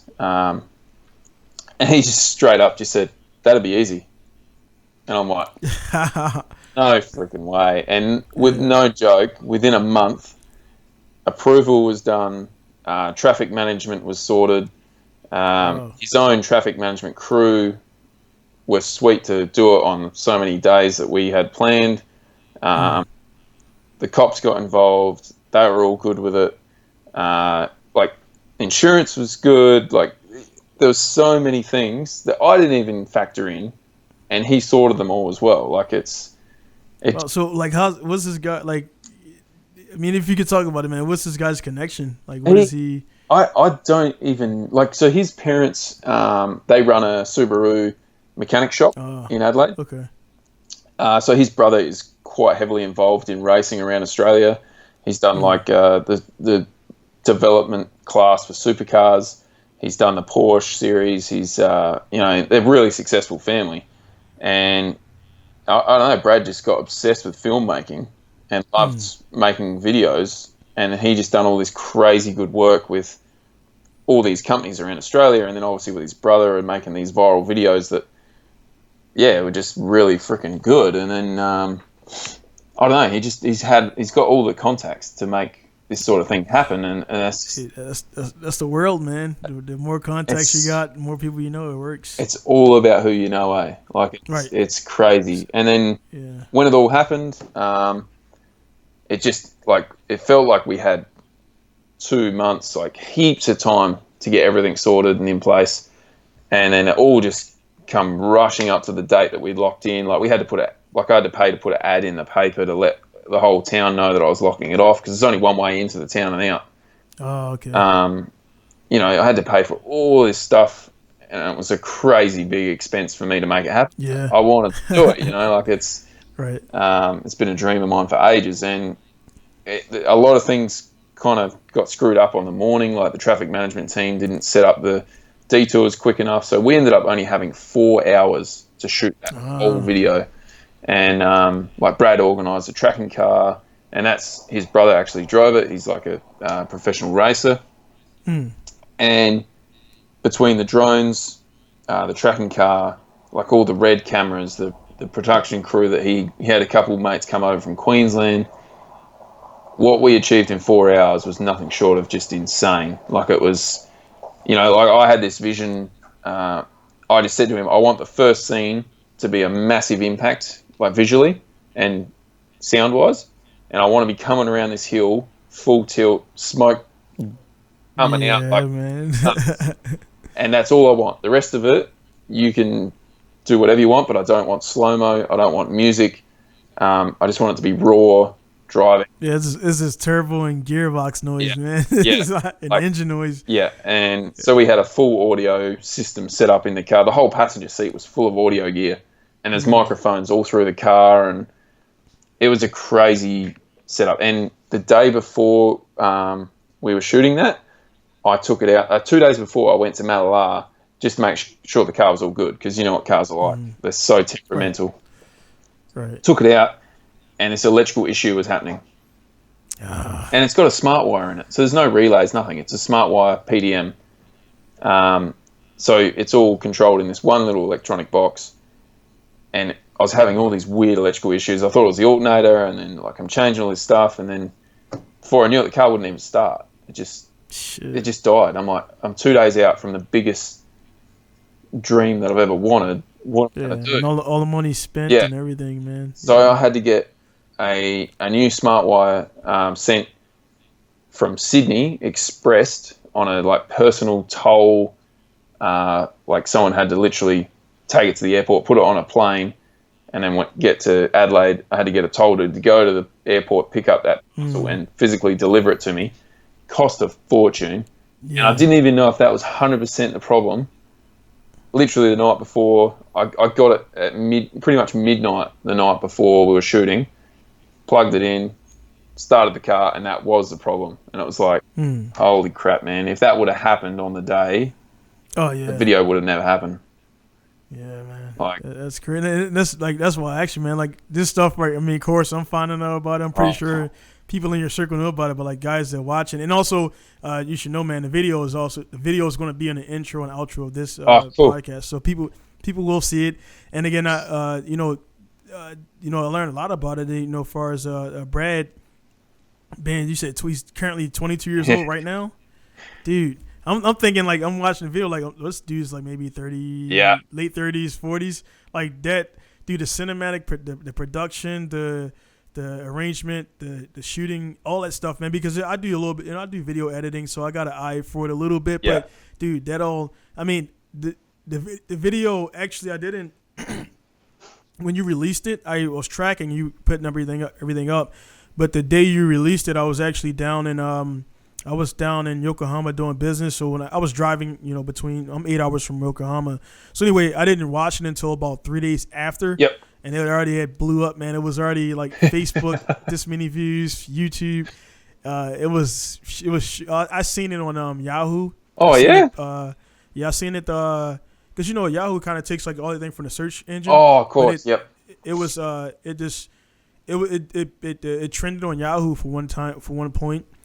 And then I was like, man, I gotta watch this video, man. And then again, the opening sequence, you're in the cockpit, man, the noise, the I like my favorite shot is the one I used in the promo. Is like the car, you hear it before you see it coming around the corner, and then it disappears in front of the BMW, and you just like flat out, man. Like it was awesome, man. It was cool. And then right after the video, I was like, dude, I gotta talk to him, man. Yeah. Like I gotta, because I've always wanted to, you know, I mean, we've been buddies on Facebook for many years, and like many people, man, you never, you know, I got the podcast now, so I'll be able to talk to all those guys.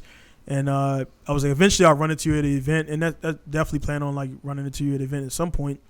But again, man, it's just good to hear the stories behind it and stuff like that. And then always right up to the event, man, like there's always something that happens, man, and it tests your resolve. And like, you know, you could have been like, fuck it, it's off. And, but nah, man, you got with those guys, you got the harness and you swapped it out, bam, everything happened. And people don't know that going into these things. They just think everything is flawless, everything is 1, 2, 3.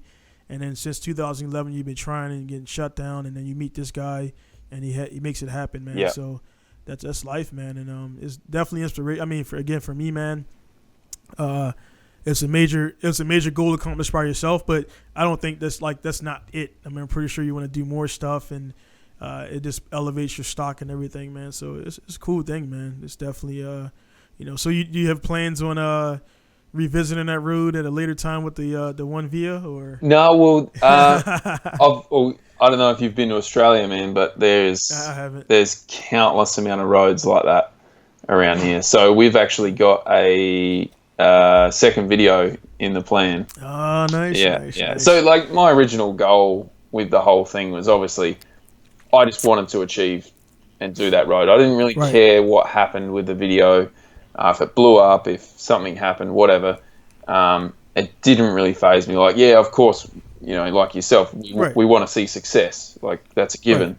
In all seriousness, the video didn't do that good on YouTube. It did well on Facebook, but I was a bit shocked at how, like, I've got all these other vlogs that I've done that have got heaps more views than that one.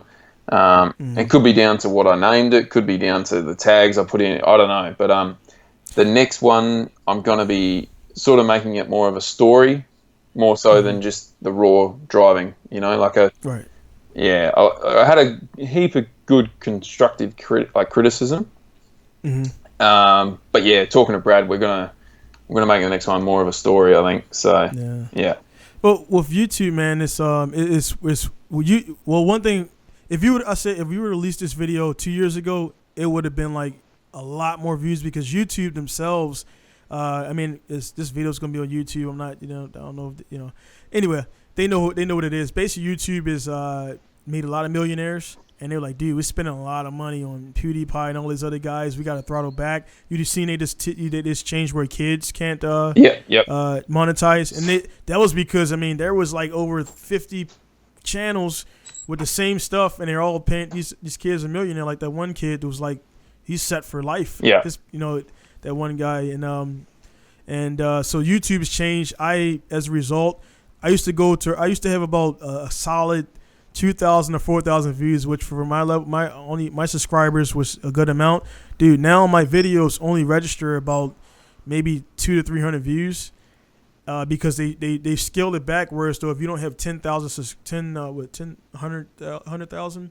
if you don't have 100,000 subscribers, you're kind of like not even on the table. So until you get to that level, then they'll trend your stuff. So now, I mean, it's like I took it like that. Then I started my channel. But the thing is, it's weird how it works. I only get those 200-300 views, but in a week I do get about 10,000 views. Yeah.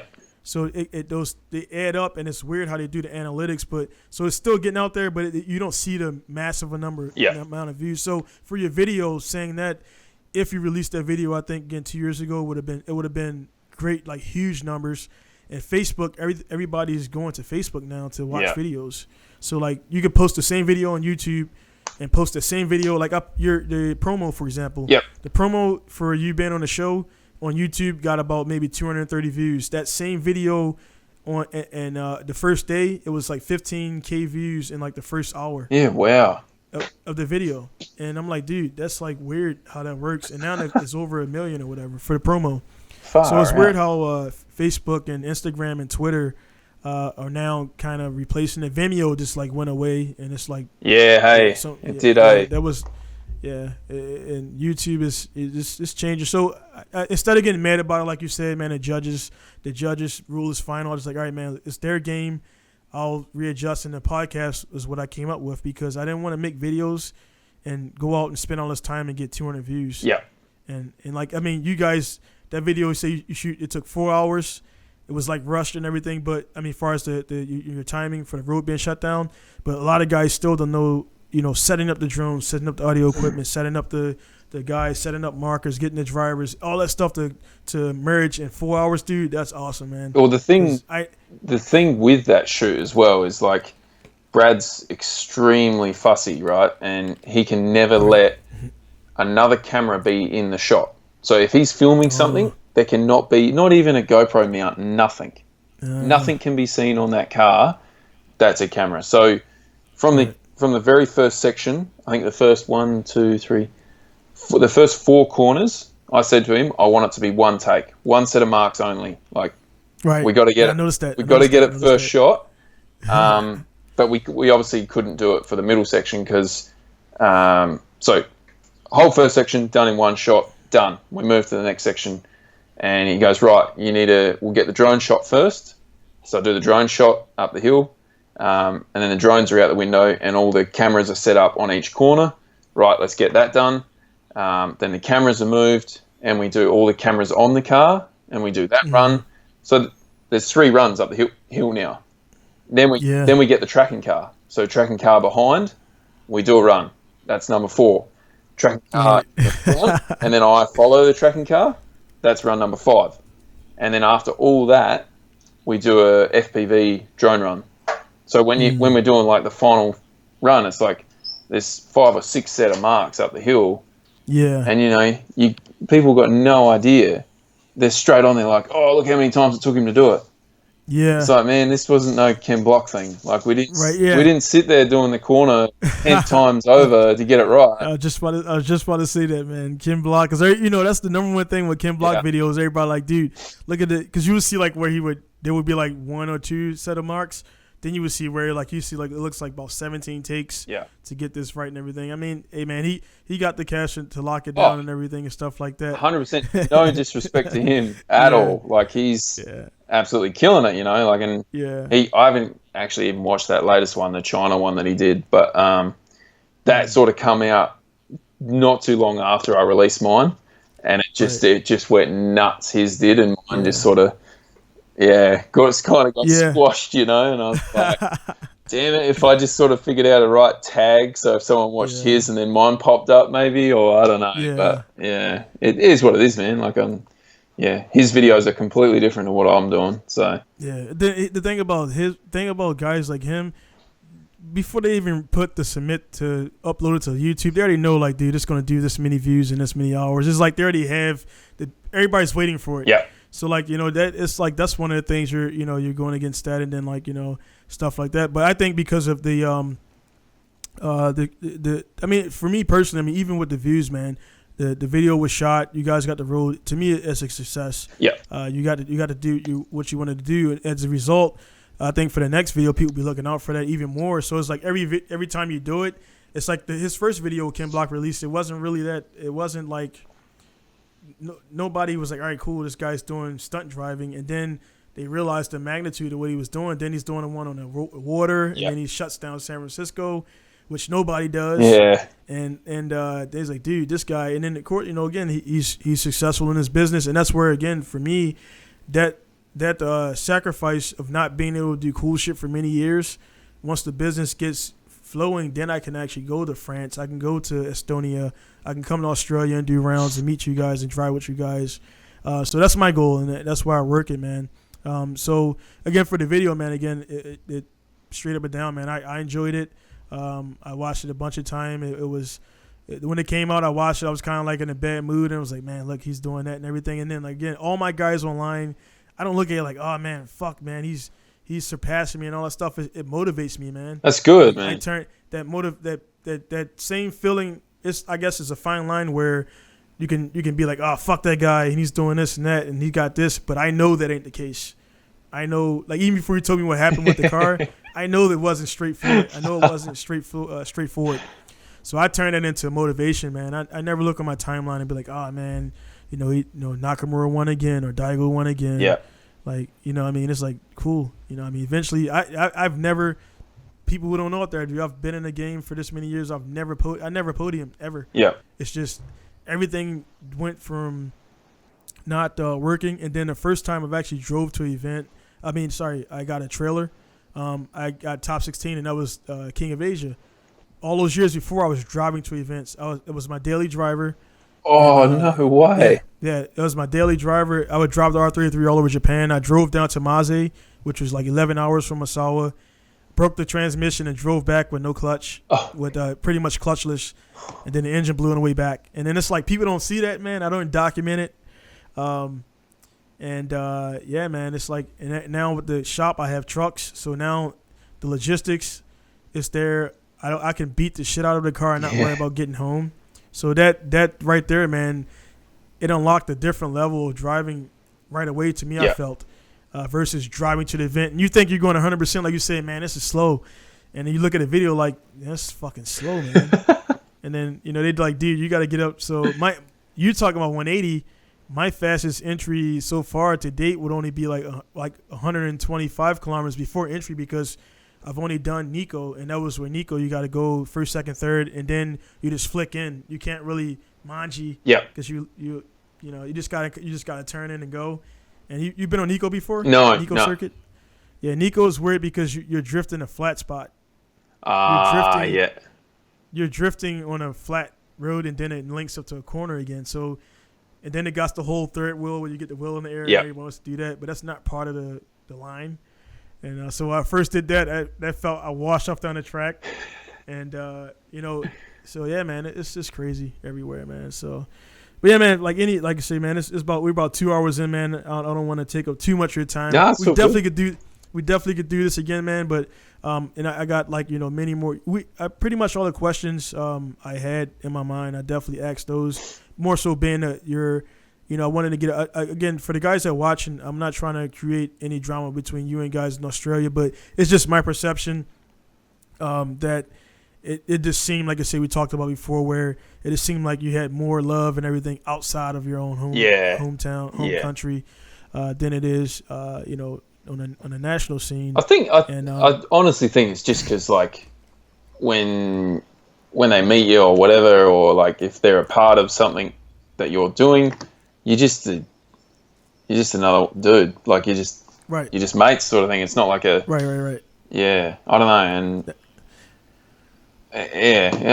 like there's a lot of hate on drivers in Australia from other Australians, but that's because the dudes. I'm not going to name any of them, but some of the Australian dudes, they'll win an event, man, and they just blow their head up. Like I've never understood that ever. Like, I mean, how can I sit here thinking I'm better than you? Like we're all the same. Like it's just there's no difference between me, you, and the next bloke. Like we're all the freaking same, man. It doesn't make sense. It's just man. If you want to do something, you just got to put in the work. Like 99% of it comes from showing up. Right. And that's the thing, man, right there, too. It's just, like, I mean, you could look at, there's, you see it a lot. You see it a lot of times, F1, all the things, but the guy doesn't win or whatever. Then, like, one of the worst things most drivers do, I think, is, like, blame the mechanic. Because it's like those dudes are building your car. So when you fucking go online and you say, they sucked. And then you see F1 a lot. They just drop the driver because they drive. After you go online and blast the mechanics, you think they're going to be like, yeah, man, let's build the next one. Like, you just, I mean, there's constructive criticism, like saying, like, hey, man, you guys didn't tighten that shock, and that was the reason why. Yeah. Now, that's an issue, but blaming, like, your lack of ability or, like, your focus not being there on the mechanics, man, the guys who build your car, that's kind of a bad thing to do. Hell yeah. So, man, a lot of the, I don't know, man. A lot of guys make excuses about why they didn't do well. For me, man, I personally knew, man. I'm like, dude, I didn't know why I was doing so bad. But then I talked to, like, Sunaga and all those guys at Team Orange. Like, dude, like, they was like, Jackson, like, you're driving we don't drive our cars daily. They're just only for drifting. Yeah. And you can't. And when you get a fresh alignment, then you go drive on the road, then you mess up your alignment. I can't afford to get another alignment, or I can't even get a session before the next event. Like having that, and it's I guess it's getting older. You want to have a cool ass car driving on the road. Now my daily driver right now is like a Toyota Corolla, the AE 110. Yeah. Bone stock, 4x4 like height and everything, and it's just like I drive that now. I don't have to be in a 600 horsepower street car. Yeah. So like that, growing out of that phase and having trailers. Again, that one event, I got top 16 out of 40 something cars, and that was just my first time. So I'm like, man, this is the thing, man. Having that, man. So for the one question about the D1NZ that's coming up though, what's the driver? How many drivers are in the field? That's a little bit unknown at the moment, but they will only run a top 16. So no matter how many people enter, only top 16 qualify. So it's huge risk, really. Like, I could go have, it's just like anything. You got 2 laps to show up, man. You have a small issue, or you're not in the right headspace. Right. I'll be flying over there. I'll be flying straight back.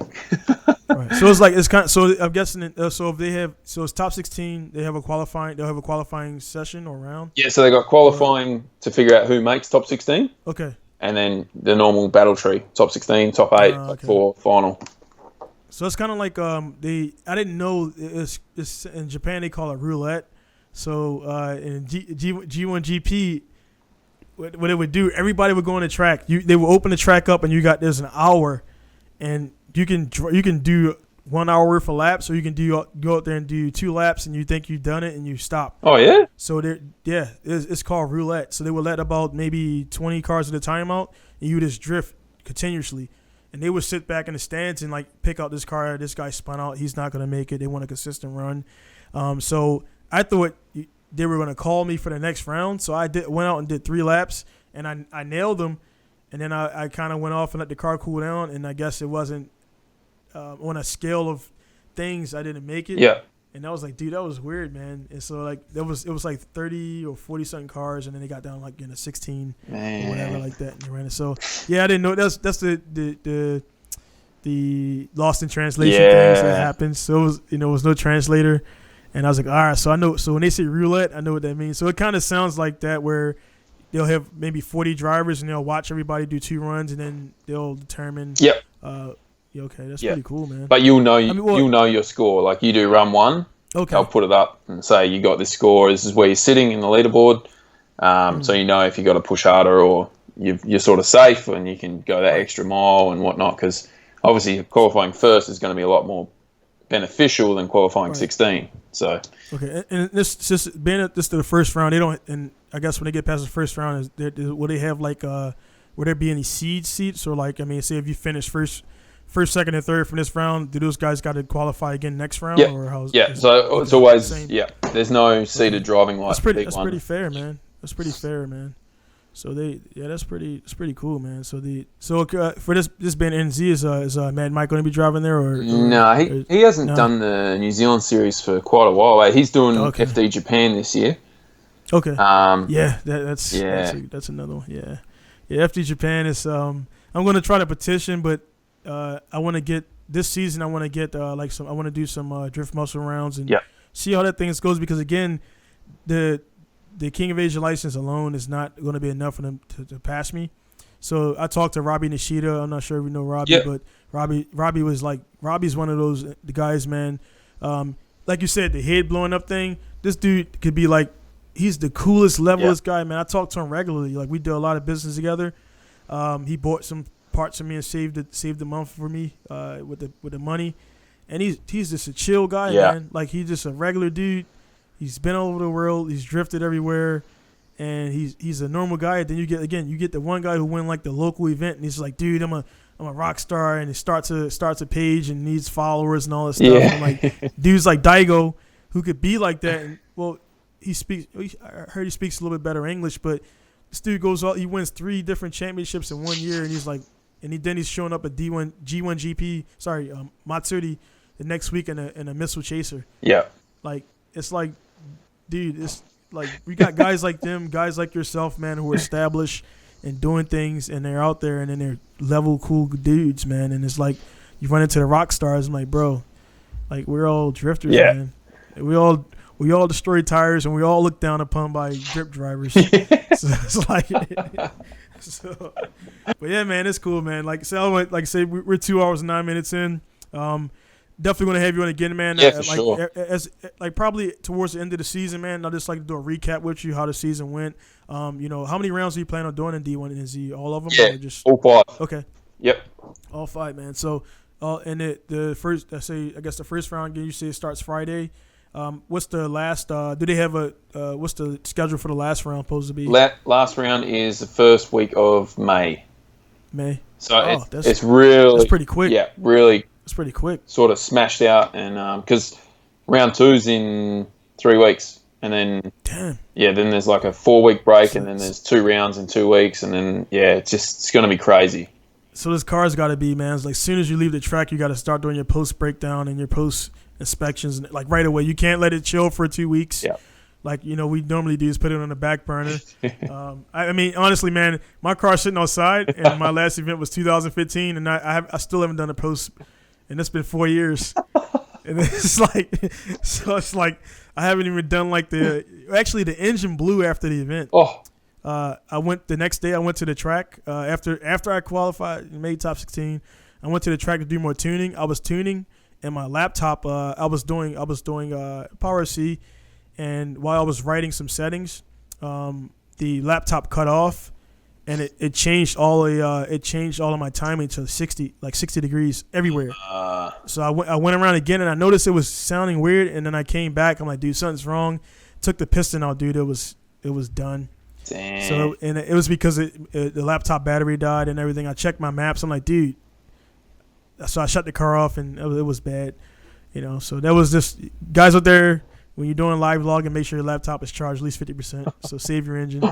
And that happened, man. So it's little mistakes like that, man. It's like it happens. And I didn't put it online though because I didn't want to get the backlash. Yeah. All the super tuners like, hey man, that's dumb. Why should you go? Make sure your stuff is plugged in and stuff like that. So it happens, man. We all make mistakes. I've had timing belts come off and things like that, and nobody's perfect. Yeah. But it was my car. It wasn't a customer car. That's cool. Yeah. That's a cool car. Yeah. So, but hey man. So like for the just a final parting thing, like I'm going to definitely put your links on there. But where can people follow you at and things like that on your Instagram, and where can they hit you up at? Yeah. So everything's under DRIFTSQUID. So the YouTube's under DRIFTSQUID, Instagram's at DRIFTSQUID, the Facebook page is DRIFTSQUID. Too easy. Yeah, it's all just on the DRIFTSQUID. Real easy, man. And simple, man. Yeah. And if there is dudes out there that what I'm like, if you want to ask me a question, man, I'm easy. Like I probably won't jump on it straight away, but I always put time in to go through them and answer them, whether it's RB related questions or what. I've made quite a few videos now where exactly what I do to my engines to keep them alive and whatnot. So I'm always happy to help. Easy. Yeah, I definitely looked at them. We definitely share a lot of the same, the theories. I mean, because RBs, there's certain things that they require, like oiling mods. One thing is like the biggest thing is like everybody trashes about the oil pumps, but it's like if you do the certain mods you need for that, you're good to go with that. And it's just mostly guys who, with the whole 1J 2J thing. I mean, and again, this is coming from an RB guy. Like, I mean, I love RBs, and it's the same thing when you compare RB to an SR20. Out the box, RB 20, 25, and 26 will always outperform longer than an SR20, S13 with the rock arms and everything. Then if you put a side-by-side of a bone stock, unopened, unmodified 1J or 2J, they will, in the same car, same driver, the 1J, they would kind of last longer because the way Yamaha built it. It's just a well-built engine. But the fixes to make the RB just reliable are not like astronomical. They're not expensive. Yeah. It's just most of the guys are lazy and they can't do it, or they don't want to pay a shop to do it. So when a GTR guy comes here with an RB26, I'm like, you need this, you need the collar, you need a new pump. You don't necessarily need a high-end Tomei pump. You just need the collar, and you need the restrictor. But the restrictor is $5, but your head has to come off and be resurfaced. And the crank has to come out and be the collar has to be pressed on, not welded on, and stuff like that. Then you can go with the the spline type or the standard type. There's options. I give it to the customers, and generally once I break everything on the cost, he's like, nah, man, I think I'm gonna chance it. And I'm like, all right, cool, man. Then I spent 4 years beating up a fixed RB26 R32. 3 hours with my buddy's engine. 3 hours I blew the pump in 3 hours. Wow. He had it was a D1 round. Not sure if you're seeing the video, but I blew my engine at the Nico, and I went to the couple following weeks. I went to Maze to try to get my D1 street legal license before the girl died at Nico, and they shut everything down. Yeah, yep. So I went there. My buddy had a GTR. I was like, dude, can I borrow your engine? So he bring his whole GTR over, Japanese guy.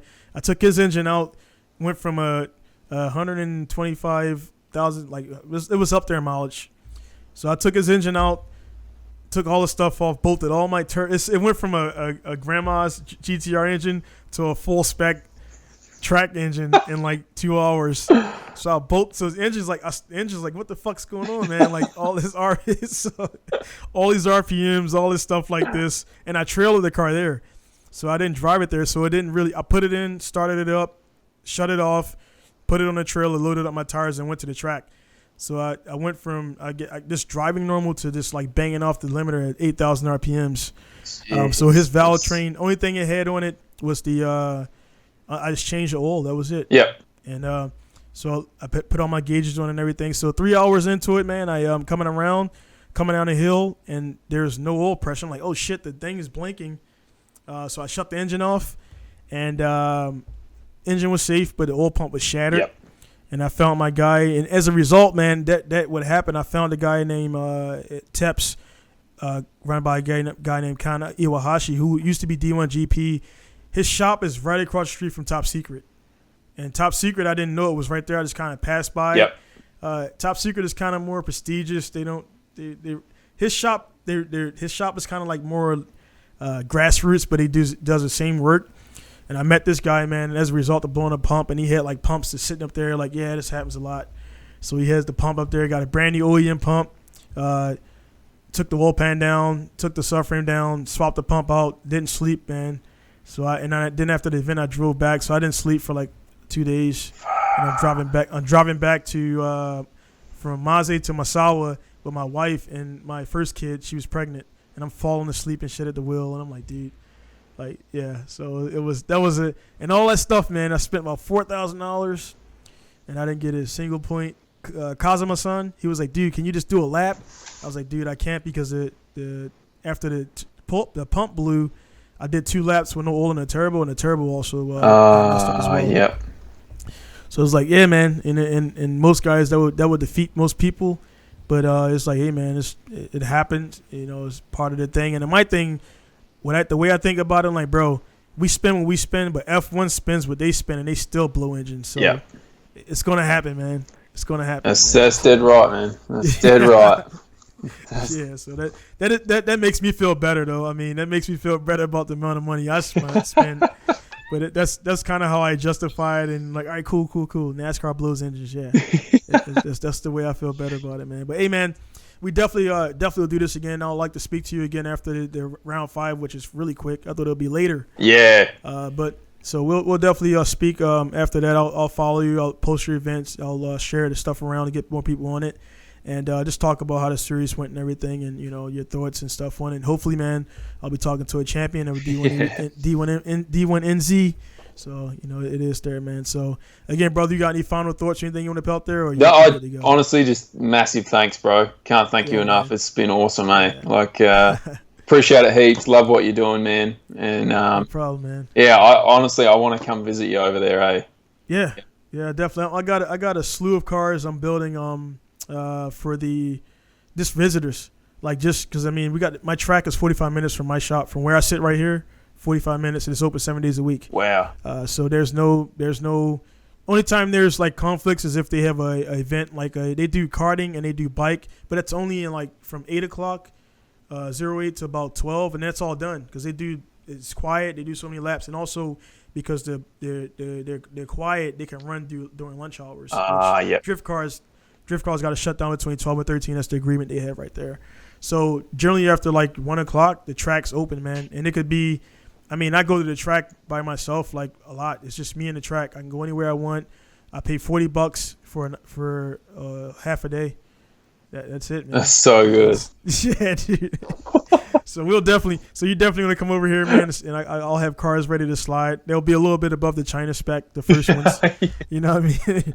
But I got varying levels of cars, man, and everything. But definitely, man, when you come over here, let me know. And then also when I come get this shop more situated, I'll definitely be looking to come over there, visit, and just check out the scene and meet the guys and stuff, man. So, hey, man, again, brother, thanks for the time out of your life and your schedule. I know you got a bunch going on. You're going to be gone tomorrow. You get on the road tomorrow to go towards New Zealand, right? No, so yeah, work tomorrow. Day after, I got a promo thing, and then Wednesday fly out. Yeah.